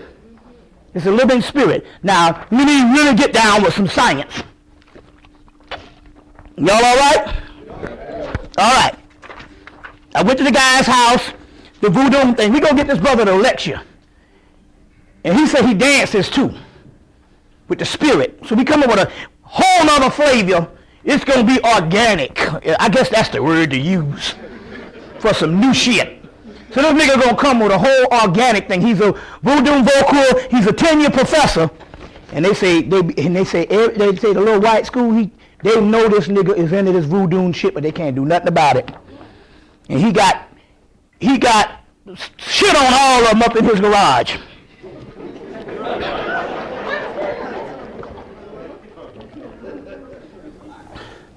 He's trained by a master out of New Orleans that worked for the community for years. And you know how it is, and he fall on hard times and none of them niggas are around to be found. Well, this guy here was a professor. He started breaking them off $1,000 here and there, and he was surprised. So the guy just took him in and taught him all this stuff. Hand the shit down. But he got it. Now, when I came up out of his house and they blocked me and I had to spend the night up in there and they wanted a truce, what happened was when Ginger left, which is my younger significant other, was with me about 7 years. For 4 years in between, I became a player from the Himalayas, both on the physical and on the spiritual. You see, so I had the ladies down here, but I also had the goddesses in the spirit realm. So it was a little tussle between Yemaya and Oshun. And it was a battle, with me, and Yemaya is my mother, but the mother is also the lover. We're talking about a spirit, it's a spirit world, so we ain't talking about no incest stuff. So it was a battle, and I ended up choosing the wrong one. I chose Oshun ass, and she tried to treat a nigga like a stepchild. And so we had this spat going on. It was a fight that was going on in that spirit world involving me, the male deities of Yoruba, and the Apollo deities, and I got right up in the middle of this shit. It's a family fight. Ain't nobody right or wrong. Let me give you an example of what's going down. We found out some stuff. As you know, I come from the matriarchal aspect, and as you know that Philip Valentine is more or less patriarchal in some aspects. Well, do you know they come to find out that we was a part of systems in Kemet? This is what Brother Panic got from the whole spirit realm. We were systems in Kemet. I was a part of a matriarchal system. Phil was a part of a patriarchal system. It wasn't nothing based on anything right or wrong. It's just a matter of different time zones and two different frequencies. So this thing came down right down to the Hemmitt Summit on some different philosophies and stuff like that. But this had nothing to do with right or wrong or enemies and stuff like that. It had something to do with these two systems from ancient systems, you see what I'm saying, spilling over into the modern world. And we was a part of it. It was the same thing happened here with the spirit realm when it came to the Palos and the Ogun and the Orishas and stuff. And I got caught up in the middle of it. You see what I'm saying? And as a result, that had to be resolved when they had the truth going down. So there was a war going down that you saw in the movie Underworld. There was a war going down in the other world too, and I was involved in that war. So we had to squash all of that, but I was always cool with Yemaya because she was the one that was always had my back. And I didn't know when she was carrying on over me. I thought she was carrying on over me saying, I'm the one that got your back. So, this is what happened. I changed the bathroom. Got a whole shrine to Yemaya. She said, I was waiting on you for 5 years. And then, after I got everything in place, it dawned on me that the reason why she was important was because out of all the lawyers in the Orisha, she's the one that has her own star system because she is a voodoo. She is not only a Yoruba goddess in Nigeria, but she's also a goddess, a Dogon goddess, which is my first tape is Dogon, and she's also the Bimbara of the Bambara tribe. And apparently all of them in that area worship either Yemaya or Yemaya, and Yemaya is called in the Dogon, there's Sirius A, Sirius B, and Sirius C. Sirius A represents the old realm. Sirius B represent the dwarf burnt up star. Sirius C represents the future, and it's called the planet of woman. And Sirius C is called Yemaya. Yemaya. So do you see what was happening when I was summoned to go spend the night? They was talking about this return of this particular constellation of the Sirius C, the star of woman, which is actually another dimension that's bumping into this one of the Shakti power that's causing the global warming that's connected inside of us. This is very powerful stuff. You don't get nothing. So she came after I fixed up her shrine and fixed up the bathroom. She came and she gave me this concept. The first part of this is Nomo. The top of this is Nomo, the fish that you see in the Dogon. Then she put these two things, which represents an octopus, a mermaid, or some type of amphibious creature, which makes this her. Now this little sign up here is the Dogon sign.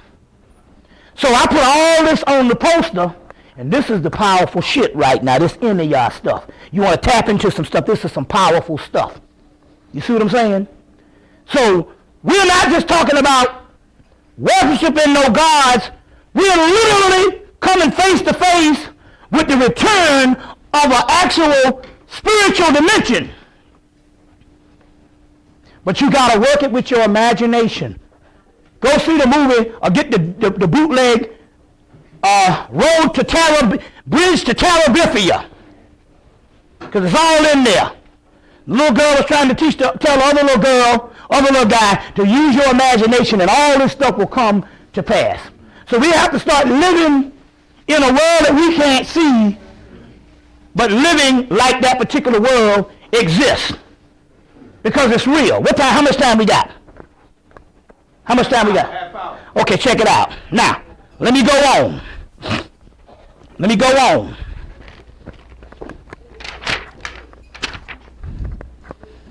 Apparently, I want to show this. Apparently,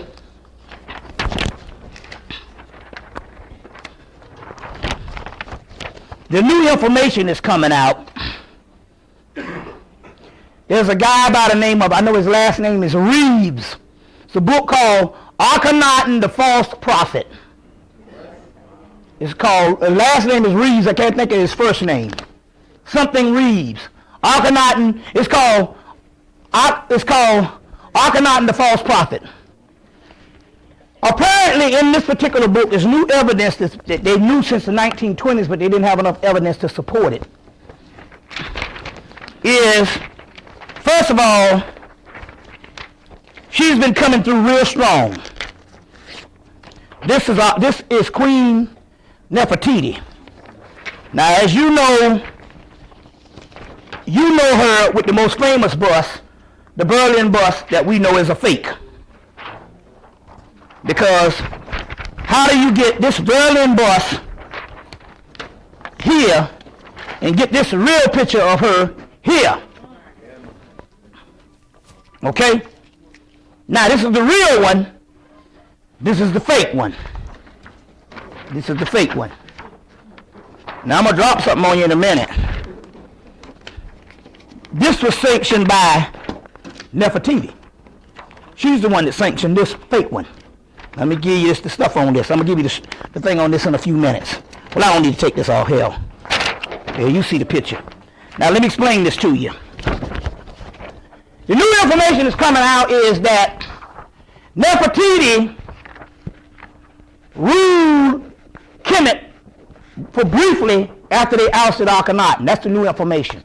They got evidence on it now because they've studied this pharaoh's, the male pharaoh name, and they've studied it with the Akhenaten's hymns and the different stuff. They've studied this stuff over the last 50 years or the last 70 years, and now they know that it was Nefertiti that ruled after him. So she was another Hatshepsut. You see, and then they can't find a body because when we got in touch with her, she said I went into another dimension. So she said the gods came and got me. Now try to explain this to you. Now this may be close to one that's the real her, but we see the stylized vision because we do know that because we do have the real stature of her. This is her as an older woman. You can cut off the, well, he ain't in here. This is her, you know how to do that? This is her as an older woman, maybe in her 40s, after having about 6 kids. But I want to show you this to show you something about beauty. Right. They didn't look at beauty the way we did. Let's say she was in her 40s, her little breast started sagging, and she had a little gut. If she's in her 40s, hey, tell them they got to close the door, man. You got to close that door, because I can't concentrate. Now, you got to listen. This is very spiritual. They didn't look at this as being anything less beautiful than what she was in the 20s. When they were in their 40s, or in their 50s, or in their 60s, or in their 70s, whatever age they were, they looked at a style of beauty of what that person was supposed to look at. You only got to understand what I'm saying is this. Try to understand this. When she was 20, she looked at herself and said, damn, I'm beautiful. Then when she was in her 50s or her 40s with this and the sagging breasts, she said, boy, this is beautiful. You see what I'm saying? Whatever age that the spirit world or whatever age that the physical world gave them, they looked at it as an enhancement of beauty. This is the way I'm supposed to look. See, they got it all wrong because the white boy here is into the standard of beauty, and his standard of beauty is pedophilia, a young woman, 16, 17, 18. So, I'm telling you, I saw this shit, I saw it myself, look. I was with a sister in her 20s. She was 20 and I was 31. I think I was 12 years older than her. Close to 13.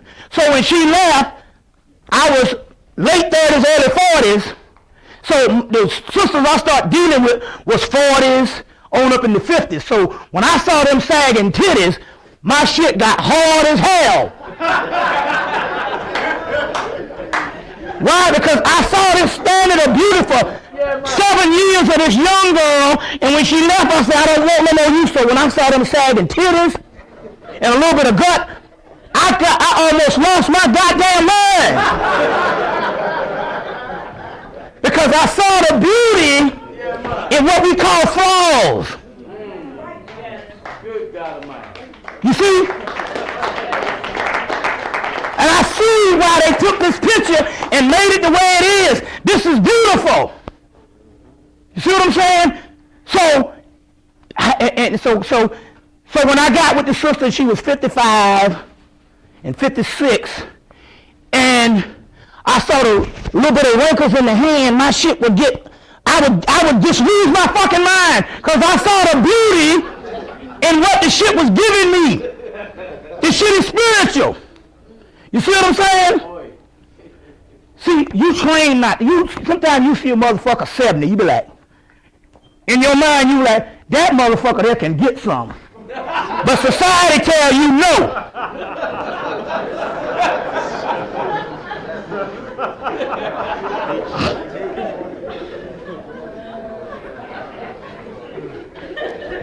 So I was dealing with this sister.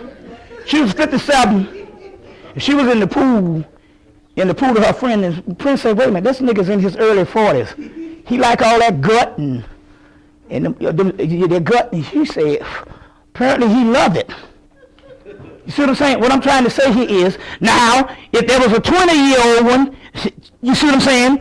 In that mode, I might go, you fine too. But then again, I'm not just cutting, I'm not just defining something on that one dimension. You see, if she's 60, I'm in love with the wrinkles. You see what I'm saying? I'm in love. I got a goddamn gut, so why the hell she can't have one? I'm in love with the fucking cellulite in the butt. You see, so what I'm trying to say here is there's more dimensions of beauty in what you train. And when you get free of that shit, because that's a person's soul coming through.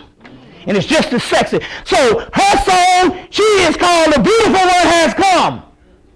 So when she became in her fucking mid-40s, they say this is still the beautiful one that has come. With the gut and all that shit. You get where I'm coming from here? You got to retrain the process of what the Western person has given you. You see what I'm saying? You know, that's why I like them fat. I like them skinny. I like them all kind of ways. The sister I'm with, I mean, she was emaciated when she came. I like that. Now she's filled out. I like that. You got to realize it's a multi-level shit. Sometimes I like one where you can't tell her breast from her goddamn stomach. This shit is just one blob.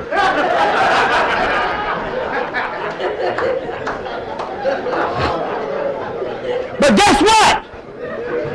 That, my friend, is beauty. That's called chaos. That's how melanin works. That's how melanin works.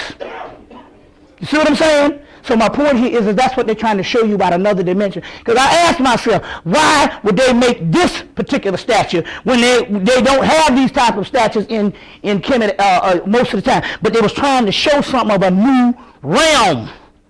That's beauty. You see what I'm saying? That's beauty. This is her little butt at 40-something. Now, this was her butt in her early teens, or her early, maybe at 30. See what I'm saying? Now, you know damn well this woman here can't have no butt like that.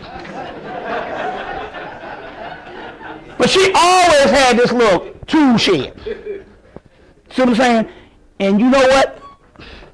This is why you men, you got a wide choice of people you can pick from if you don't let society pick your woman.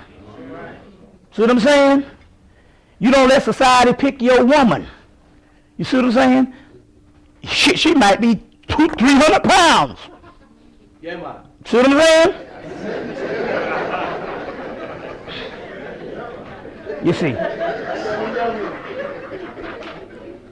But it's the spirit thing. What I know, I see a woman, she got wrinkles in her face, and the shit turned me on.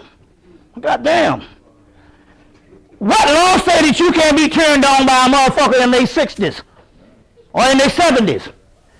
See, you don't let somebody come in with a sick mind and create these laws for you, and then you got some guys that they got to have so much perfection until that's a road to homosexuality. Don't even know it. Don't even know it. It's a they look at so many models, and they watch porn. And they see this perfect figure. You don't know they had to have a model search to get all them girls, to get these 4 or 5 perfect girls in the shit, what you call perfect. Because no woman is like that. So what happens here is their minds accept these archetypes, and then what happens here is they got guys that would rather go in and jack off to a video than to go in and screw their wife. Because they're saying the porn that they're dealing with is a form of impotency. Because they have accepted a certain thing of what they call a standard of beauty. You see what I'm saying? That's when I knew I was spiritual, when young Ginger, who was firm and all that kind of shit, when she left and I start seeing this titties got saggier, and the more distorted the damn body start looking, the more turned on I was. I fell in love with the flaws. That's when you know you rolling spiritually. Yeah, man. You see what I'm saying? That's when you know you rolling spiritually. To look at that type of beauty, because a lot of women have hang-ups on their bodies and stuff based on, they don't think they're beautiful based on a fucking standard. A lot of them like to cut off the goddamn lights. So we got women that is fickle and frigid,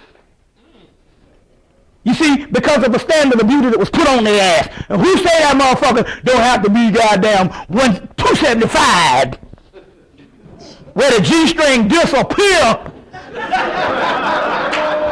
through her ass, and you go, that's some sexy shit. What law say that she can't have some long fingernails and there be wrinkles around the shit? And you go, damn, that's some beautiful shit. It looked like a flower. It's just a matter of how you look at shit.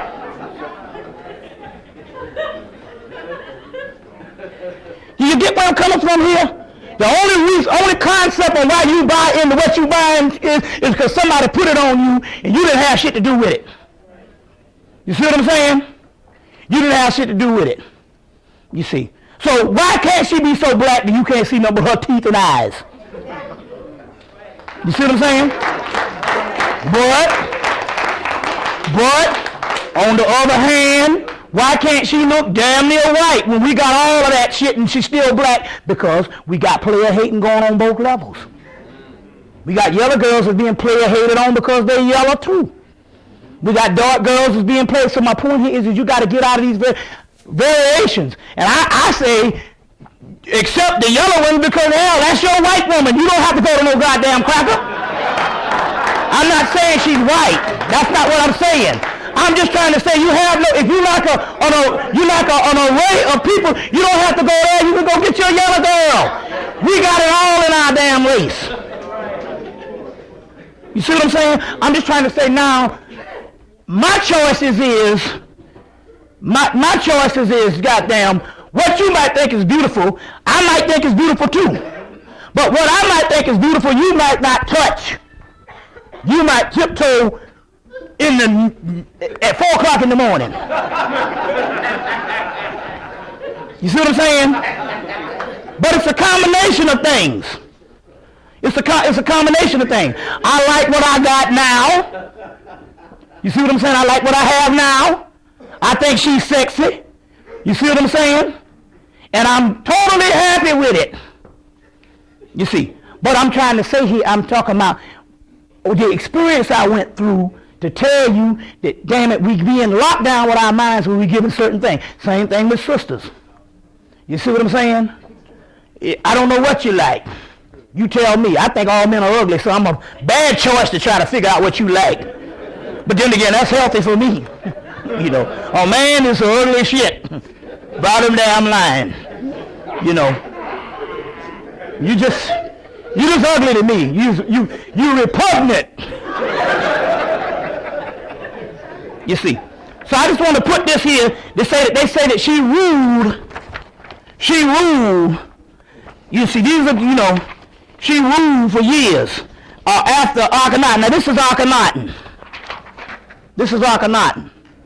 Now, obviously the little story that they tell you that he tore down the priesthood and he did a couple of things, that didn't get him barred from history.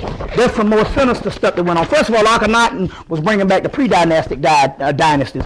And if you want to, you got to go on the internet and get some stuff. His story is told, because the story was rechanneled, a guy by the name of Robert Bloch.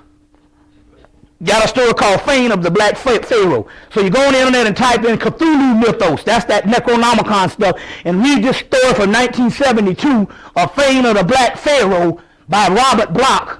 And this is some stuff that went down with the real Akhenaten. It was some more shit that went down than the little stuff they telling you, because they don't know. How the hell they gonna know? Ain't nobody, they ain't got no. If the Egyptians didn't preserve their history, how the hell they know what happened with Akhenaten? But it came through with a channel from this guy like in 71 or 72 called Fane of the Black Pharaoh, a guy by the name of Neprin-Ka. Fane of the Black Pharaoh by Robert Bloch. Type in Cthulhu mythos or H.P. Lovecraft. Don't ask me to spell nothing. H.P. Lovecraft and try to find that Robert Bloch. Fame of the Black Pharaoh, and there's some stuff that's hooked up behind that. Y'all all right? Okay. Let's see here. Let me get my book. Let me get my thing and see if there's some other stuff. Cause you know, some other stuff. I didn't know that Emmett Till was doggone castrated. That's, you know, that's some stuff there. You see. That is some major stuff there, you know. But hold on 1 minute. Let me see if there's some stuff. There's a movie coming out called 23 with Jim Carrey. If you really want to get the real stuff behind the 23, you need to go to get Robert Anton Wilson's book. I think he just died. Called The Cosmic Trigger, the first one, the final plot of the Illuminati, and find out that the 23 also represents the star Sirius, but you'll find out in there that that particular 23 is sacred, and through that book, The Cosmic Trigger, they give you the real meaning behind 23 and all this stuff that the movie is trying to give you. You get all that in that Cosmic Trigger, Robert Anton Wilson. The other thing is this movie, this woman, Helen Mirren, that won the Oscar playing Queen Elizabeth. Now, in 2006, she did Elizabeth I. And she won an Oscar for that. Then she turned around and played Queen Elizabeth the second. I guess that would be the second or whatever.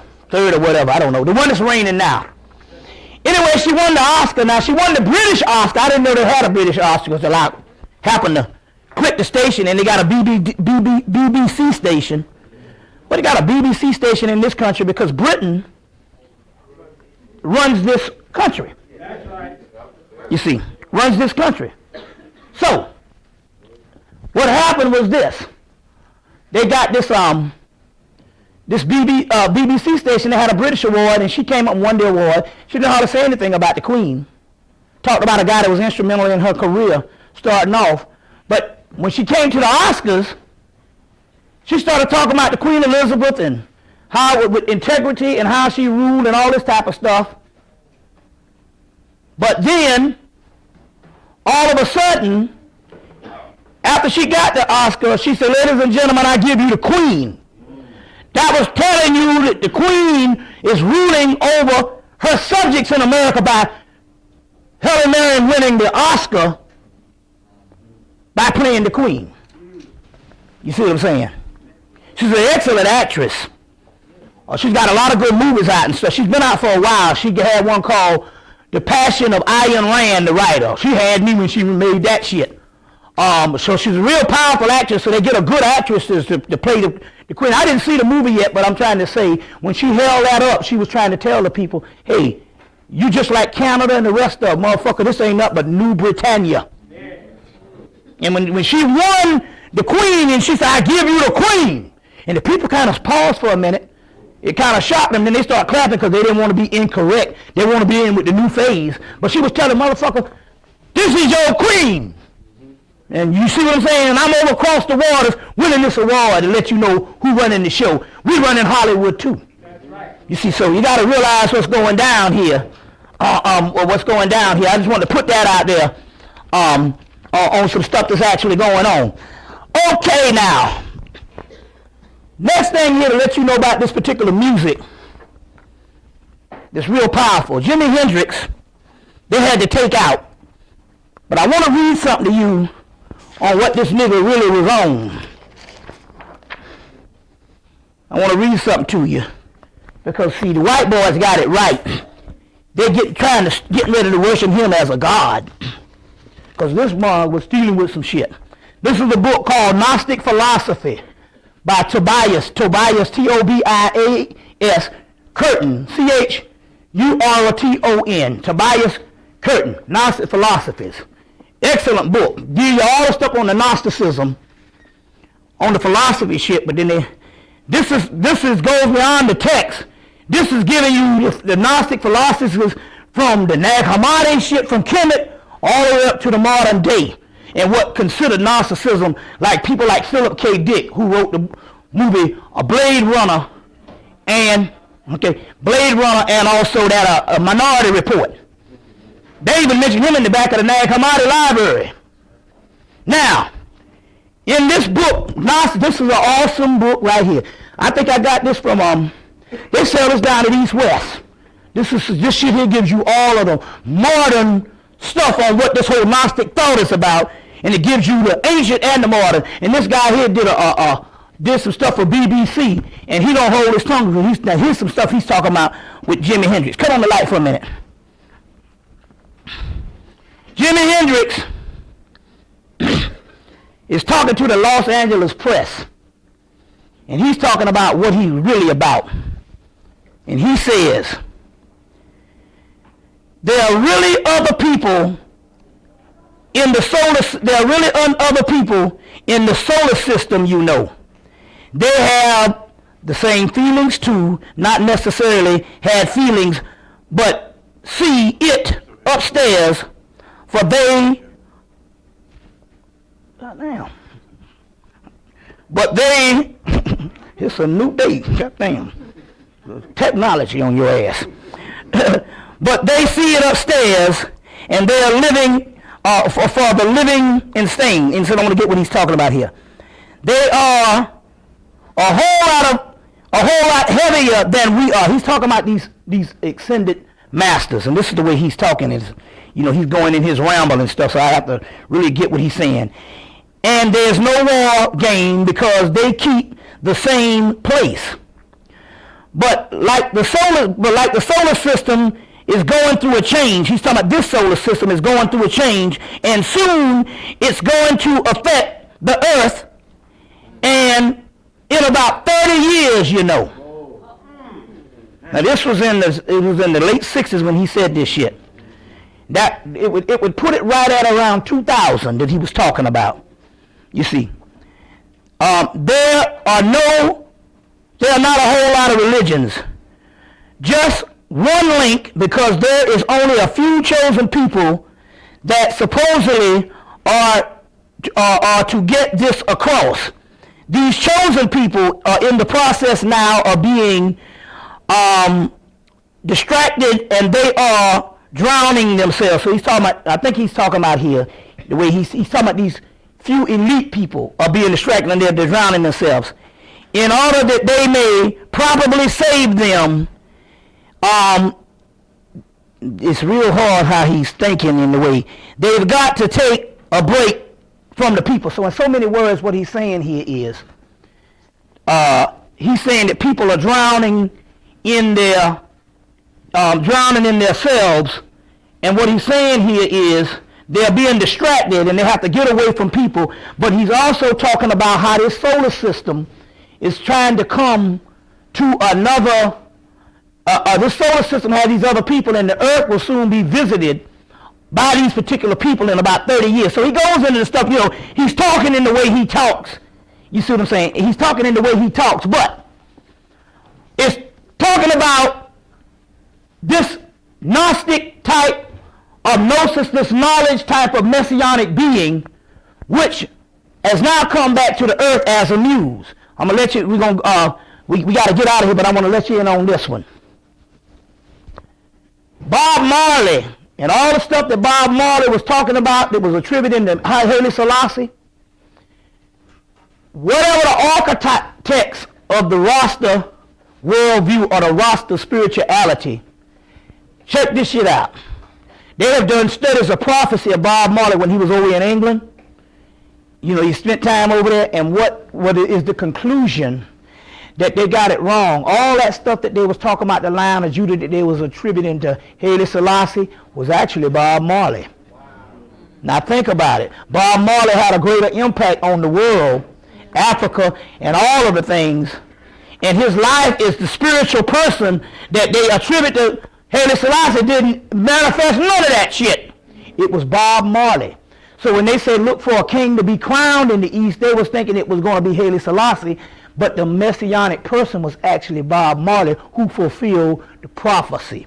And they got the prophecies that the British government is putting out of Bob Marley, and the conclusion was that the messianic figure of that line of spiritual system was actually Bob, and the manifestation was it. The people couldn't see it because they still looking for doggone Haile Selassie, who didn't manifest none of those things, and it was actually Bob Marley who did. And part of decolonized Africa from the 1980 on up was because of Bob Marley and the revolutionary song. So that was more of a revolutionary one than Haile Selassie, just like who hated niggers because he didn't want to be on the train with the Negroes. You heard a person that knew him. That's all that religious shit you get into. We talking about John Henry Clark was there with him when he pitched a bitch because he didn't want to be put on the train with the Africans and the African Americans. And all you got to do is look at the damn Ethiopians now and see their behavior to know that that shit is right on the money. Tell the damn truth. Don't be bullshitting around. Tell the truth.